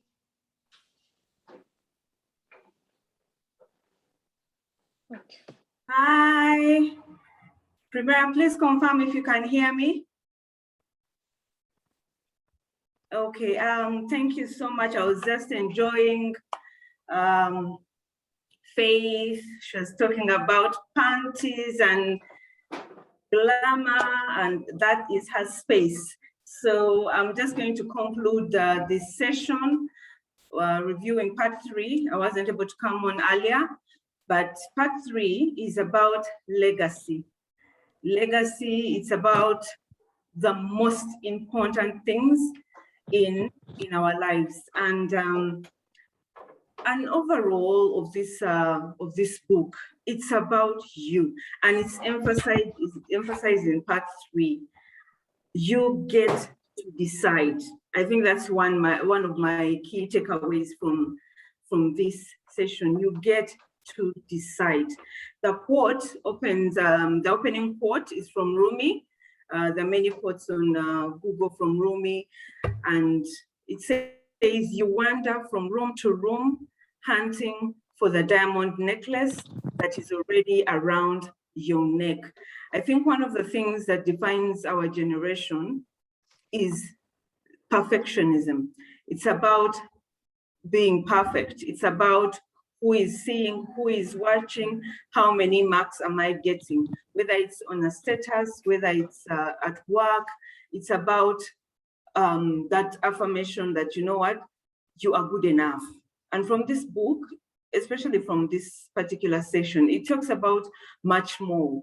For a long time, the author was, writing every book, answering every email, accepting every engagement, and she felt that she had actually sold herself short. And so as I go through this particular passage, I'm just going to share bits and bits of her story. And the first one, of course, is the life that we live. We need to actually decide what you want. Many times we do what our parents want. When we were growing up, we're told you do what your parents want, you do the course they want, you go to the schools they want. And as you grow, that stays with you. So you need someone to tell you what you have to be. And in this session, she talks about realizing that this is who I am. This is who I'm not. This is what I want. This is what I'm leaving behind. And when you look at our lives, especially in the relationships that we have, if you ask many of the single people, they are very sure about what they do not want, especially in a man. I don't want a man who has a temper. I don't want a man who drinks. I don't want a man who has no job. I don't want a man who doesn't. But what kind of man do you want? It's a very key thing, that what kind of person do you want? And so in this session, in order for you to actually have a meaningful life, know what you want, know what you have to leave behind, know what you cannot actually do. And then she goes on to say that we are very different. One of the things that we need to know is that human beings are all inherently imperfect. Yeah, so we are different. I would want to be like Faith. I want to be as gorgeous as her all the time, but that's not the case. It's not the case. I am very, very different. And in this chapter, she talks about the different ways, the many ways in which we differ. Some people are loud, others are quiet. Some people build and others nurture. Some people write songs, others write grants. So why would you want to sing just because someone else is singing? And that is one of the vices that we have. We want to be like other people. You want to open a restaurant because someone else has opened a restaurant, but you can't cook, you know? And so we need to actually find out, what are we what are our gifts? What are those things that we enjoy? What are our passions? And when we are comfortable in our own space, we'll be able to excel in the fields that we're in. And then we also want to live other people's lives. And the author openly talks about it and how she wanted to compete all the time. You want to compete with a kind of houses, careers. She's doing this course, I have to do it. She's a board member here, I have to also be a board member. She has done this, you know, she has built here, I also have to, you know, build this kind of house. You will never actually catch up. And by the time you realize, you find that you have led an empty life of competition. She goes on to say, like some people live on a farm, other people live in backpacks. Like there are people who just choose this year, I'll travel the world. And then there are people who are in kitchens. Even right now, there are people who have offices in the kitchen counter. Right now I'm in office. There are people who are in apartments. Some people worship at home, like right now in lockdown, you worship at home, other people in cathedral. Where is God found? Is God found in a cathedral, or we have learned that God is everywhere, and actually you can worship wherever you are. And so she talks about women. Some people are comfortable in slippers, and others are comfortable in high heels. If you try to wear high heels, just like you've seen some other person wear high heels, you'll fall flat on your face. And so it's very important that we live the lives that actually suit us. And so it also goes on to say we need to be quiet and silent. Yeah, you need to find, in order for you to actually get some of these insights, it's in silence. But we don't have the time for silence. We don't have any quiet time. If you look at your like calendar, do you have any quiet time where you're doing nothing but listening, either to the voice of God or to your thoughts? Yeah, she emphasizes this throughout the book. And she gives an example of when a friend carried out an experiment with her. And she started crying because he asked questions that she could not answer. And she realized that she was, you know, missing out on her children growing up. And she was missing that fabric of the kids' life. She realized that the kids are grown, just like Faith said that our kids have grown throughout this lockdown. And even in the lockdown, we don't even have their time. We are praying that the schools will open, let these kids go away. We are actually missing that fabric of our kids' lives. And so she talks about a legacy. I'm just going through it all.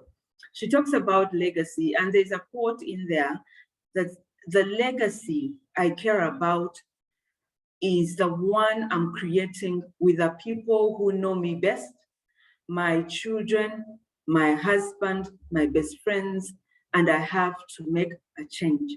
So if you ask yourself, what legacy do you care about the most? Yeah, what legacy do you care about the most? Many times we care about the legacy that we have, that we leave either in our offices, and yet the most important legacy is the legacy of the people who you care about the most. Sometimes you can be celebrated at work, but when the people at home do not even know who you are, they do not even know who their mother is. And so we need to, to go back to the basics and ask ourselves, what kind of legacy do we leave? And then she also talks about a story. While she was contemplating and asking herself life questions, a friend shared a story about a man who had been told that he had only 1 month to live. And so when they met, the man was dressed in a tuxedo. And this one was asking, why? Why is he dressed in a full tuxedo? And so the man just said, record me giving a toast to my child at their wedding day, because I will not be there for that wedding. And so they pre-recorded messages, because he was going to die in 1 month, and wanted to give a toast at their daughter's wedding. And so these are some of the things that are very important, especially in these times of COVID-19, where there's so much loss, there's so much loss. And it's easy for us to just say, oh, at least I haven't lost a family member. At least I haven't lost anyone I know in this lockdown. You are missing the point. The point is that, are you ready? What legacy are you leaving with your family, with the people who know you? How will Primera be remembered? How will Gloria be remembered? It's a very key question that she emphasizes in this passage. And then she talks about the spring of the basketball hoop. Now, that basketball hoop was something that they picked, I think, from a neighbor who was having a garage sale. And so it was tattered, and they just put it out in the road and put a price that, it's for sale. And so they said, why don't we get it and put it at the front of our house? And so when they installed it that spring, they found that they actually had family time around that basketball hoop, because every single time they would, collect as a family, and the boys would play with their father, the mother would be involved. And the message in this chapter, find that time to be young again, find that time to spend with family, even with the simplest things. And then also, when brave looks boring, this is a conversation between the author and the brother. The brother is single and was really enjoying his single. He had decided to stay single and was enjoying his life as a single man. But when they sat down with the author, he said, you are really brave. You are actually brave because of the things that you have built. And in our society today, marriage has actually lost its spark. Many people are like, marriage, every married person I know is depressed, is frustrated, is suicidal. I don't want to enter that institution. And so, even in this book, she had all that, but the brother who had a perfect life as a single person was able to say, you guys have really built, you have been brave. You have been brave. Look at what you have built. You have built a marriage, you have built a home, and you have built a family. You have actually stayed when you wanted to leave. I think that was a very profound statement. I know there are many people on this call who are married, and you are actually brave. You're actually brave because you have stayed even when you want to leave. And that's what she emphasized, that sometimes brave looks boring, but that is your calling.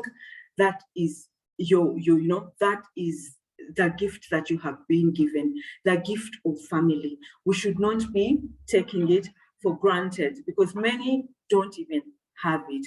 And so if you have been given family and people who care about you, take the time to stop and actually realize the blessing that you have. And then it goes on to say present over perfect, which is actually the title of the book that we are reviewing today. And she goes into detail to try and explain what is perfect. I'm not a perfectionist. I'm actually, a messy person. So what is she talking about? In this book, she's looking at perfect, meaning hustle, proving yourself, earning, competing, pushing, which actually define our corporate life, where you want to you're always after something. You're chasing the next target, you're chasing the next purchase, you're chasing the next achievement, next award, all that. That is being perfect. But she continues to say, we need that kind of life. And many of us have actually settled for that kind of life. Will lead to exhaustion, it will lead to isolation, you know, because you are too stressed and life has actually controlled you. You never laugh, you never smile, you never call anyone, and that is not the kind of life that you would want to live. And she goes on to back into the Bible and actually says, this is not the life that God has called you to live. God has called you to a higher life. God has called you to peace. Yeah, Jesus is the Prince of Peace. What does it mean? And why am I constantly stressed? Why am I doing all this? Throughout the gospel, Jesus went out and prayed. He woke up in the morning, began the day with prayer. How are we actually moving in that line? So it has many Christian examples, and that's why we are actually relating to them. And so we move on to the next one, the next chapter, part 4. It talks about, I'm really going to run through this. It talks about walking on water, and it's based on the story of Peter, and Peter trying to, walk on water, and then sees Jesus walking on water, gets out of the boat, tries to walk towards Jesus, and then ends up sinking. And so the author say that we all know that story from Sunday school, but for her, she actually wondered why Jesus could rebuke Peter. You of little faith. What do you mean? He did not show compassion. But as she grew and read the story over and over and over again, she actually realized that we read it so fast that we miss the message. Now, before Jesus gave the rebuke, he actually put out his hand and helped him out of the water, so that he does not drown. And so she gives examples of, as we grow, we get that mindset. Something is always after me, And she gives an example of when she invites someone to come, like, I invite you to come to my home, and you call me and say, sorry, I cannot come. For her, she interpreted it as in she has refused. She has come up with an excuse not to come to my home. I am not worthy. And many of us have that syndrome where we always assume something is out to get us. You get a call from HR, and automatically your mind goes to, oh my God, I heard the laying of people. It must be that phone call. And in some of the books that we have read, they say you must actually look at, start the day with anticipation for a blessing. Every phone call that you get, that person is out to bless you, not to curse you. And so that is something, that's a mindset. That is a mindset that you must create. And so walking on water was about that. And then baptism, just like in our Christian faith, baptism, when you go down into the water, or when you're sprinkled with water, when you go down in the water, according to the Bible, all your sins are actually washed away, and you come out a new creation. And that is the kind of life that we lead. Many of us live in the past.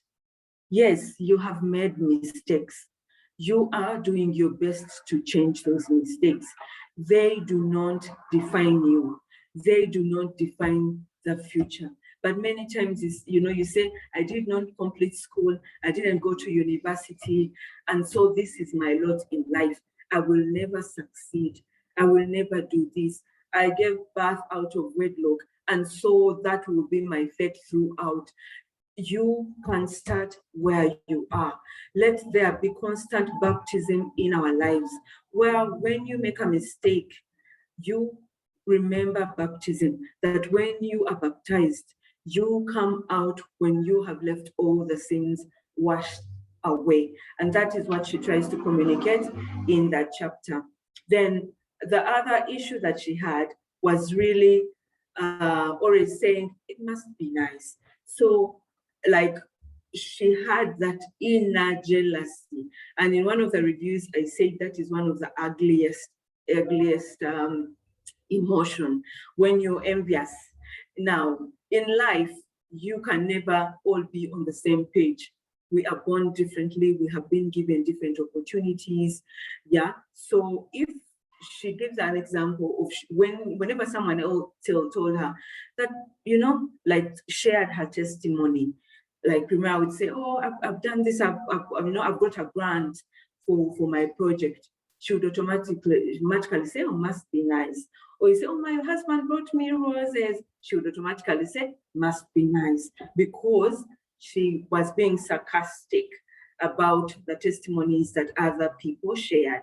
And that she overemphasizes that jealousy can actually keep you stuck in one place, and it can take away your focus on the different blessings that you have been given in your life. And then the next one is narrowing. It's a third last, narrowing. Like narrowing is about the simplicity, yeah, simplicity of life. Narrow down, you know, how do you actually bring your life closer? And here she talks about allowing yourself to slow down, allow yourself to be loved and to be seen. When Claire calls you, you don't ask, why is she calling? What does she want? Claire is calling you because she loves you. That could be a different, something that many people do not hear every day. You are actually loved. I call people because I love them, not because I'm calling in a favor, not because, you know, I'm just trying to find out where they are at this week. Someone checks on you because they actually love you. And so narrow down, calm down, and slow down. Allow yourself to breathe in, allow yourself to appreciate. When someone calls you, you write it down in your gratitude journey and say, you know what, guys, it's my boss actually called to check on me today. Is it because she was looking for an assignment? No, it's because she wanted to find out how you are. That is how we need to actually live our lives in the present. And then she talks about, I think, good fruit. In Primera, you have the slide 4, part 4. All right, it's about good fruit. Yeah, this is about ministry. And here she talks about you don't have to sacrifice your spirit, your joy, your soul, your family, your marriage at the altar of ministry. And many times people have chosen that. You are called to love. You are actually called to be a steward. As if you are a mother, you are called to be a steward to these children. They are not your children, they are God's children, and you are a steward. But what are you doing? You're never home. You're never home. You are doing other things. Even Girls for Girls can actually be a ministry, that you're always in Girls Group for Girls activities and never have time to sit down with your spouse or with your children and the people who actually matter the most to you. And so she says there is a very big distinction. Yeah, you are meant to follow Christ, yeah, not Christian events. There's a big difference. If you're publishing, she gives an example of publishing because she's an author. You are focused on publishing. Why are you doing all these books? Is it for the money or is it for the spread of the gospel? And so she says we need to be able to understand. If you're part of Girls for Girls, why are you in Girls for Girls? Why did you join? And why are you part of this community or this village? Is it because you want to build a brand? Yeah? Is it because you want to build a name? Is it because you want to actually get connected for jobs?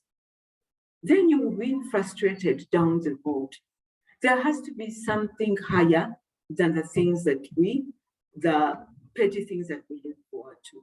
You look at Girls for Girls. What difference can you make in the lives of the women in that village? Which life can you impact? How can you make a difference? What kind of legacy can you leave? And then lastly, it talks about Jesus. Yeah, she talks about being so in touch with her spirit right now that she has a mental image of Jesus sitting right next to her wherever she is. When she's in a conference, Jesus is seated next to her. When she's in a bus, he's there. When in traffic, she cannot curse because Jesus is in the next seat. Now, it's about Jesus. That is what is written in the book. And she says that it has brought her to a different space. She has reached a point in her life where she is filled with compassion. She has become more humble, and she has become more thankful and more and fearless, because Jesus is always seated next to her. And so, as a conclusion, what my key takeaway from this book is that you actually get to decide the life that you want, and let us think beyond this life. What legacy will you leave? And we need to make a choice to be present and not perfect. Thank you. Thank you, Primera. Back to you.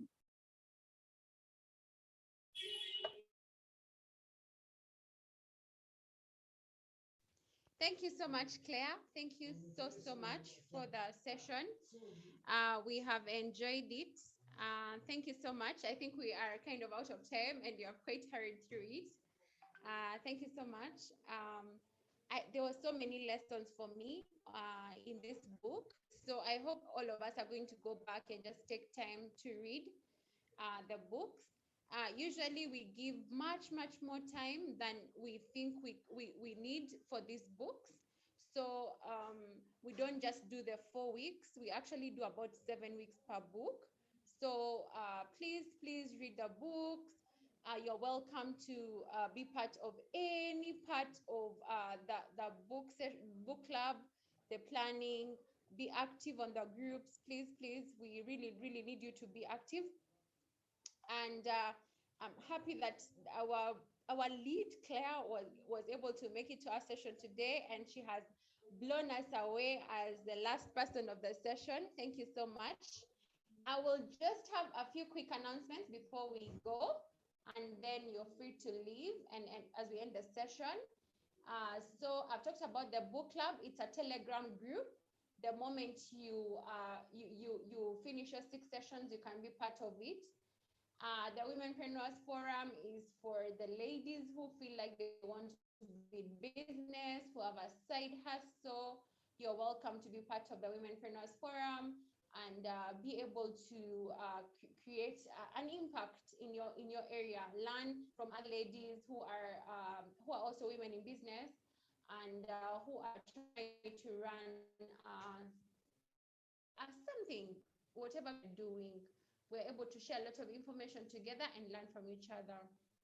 Then the fireside chats, they happen every second Friday of the month. You are welcome to be part of them.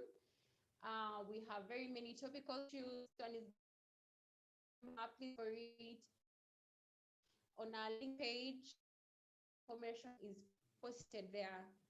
Then number 4 is the mentor training. You are mentor Girls for Girls. You've gone through the 6 sessions or you're completely new at Girls for Girls, you can go through an intense training. We usually host it the last Saturday of every month. But to be on that list, you need to have booked to be part of the session by Thursday of that week. Otherwise, you miss out and we have to move it the following month. Then the business editions, they happen every first week of the month. And in this month, the women in business, the one under womenpreneurs, are welcome to tell us about what they do. They can teach us something new, something we can learn. The other time we had about leading teams, creating and building teams, the difference between teams and groups by Anne Seru. Then before that, we had concept note writing with Joan Larocque. Just feel free to contact us to be part of the business edition and just present something that you'd like us to know about you and your business. Thank you so much. Thank you, Claire. Thank you, Faith. Thank you, Gloria, for being part of today's session. Thank you very much. Thank you very much for everybody who has been able to stay with us until the end. Please be fully present. I have some content around this book. So for everyone who attended, you're going to receive an email later this evening. Please look out for the Girls for Girls emails. There will be 2 attachments. One is going to be like a 30-day present over perfect, like journal for you to read through. It will come through email. Please look out for it. And it's just some more content from the author, and the other one is like basically part of a journal for you to be able to fill in. This book comes in 2 parts. There is the actual book and there is a sort of journal for it. So I'm going to send a PDF of the journal to everybody. Please look out for the email. Something is going to come through. I'm also going to send a link to the recording for anyone who might have come in late or someone who wants to listen to it a second or third time. Thank you very much. Thank you, Claire, for being the absolute best lead. Thank you, Murunji and Kathy, for being on the chat. We really appreciate you guys. And for the other people who support this team, Winnie, thank you so much. Thank you so much to everybody. And I wish you guys a very happy and restful weekend, as in not a busy one. Like, let's try and decompress and learn something from what we've learned today. Like I said at the beginning, my life has changed just because of this book. Like literally, I now try to rest and just switch off, like literally, and try to do something. Watch a movie, I have a 6-year-old daughter who wants me to watch with her cartoons, and I literally like listen and watch through and actually understand. Not that I'm thinking about what I'm supposed to be doing. I'm not thinking about tomorrow, just being in the moment and being able to be present for our family and friends. Thank you so much. Have a blessed weekend and see you next month for the next book review. Thank you so much. You're welcome. Thank you, ladies. Bye. Bye. Bye.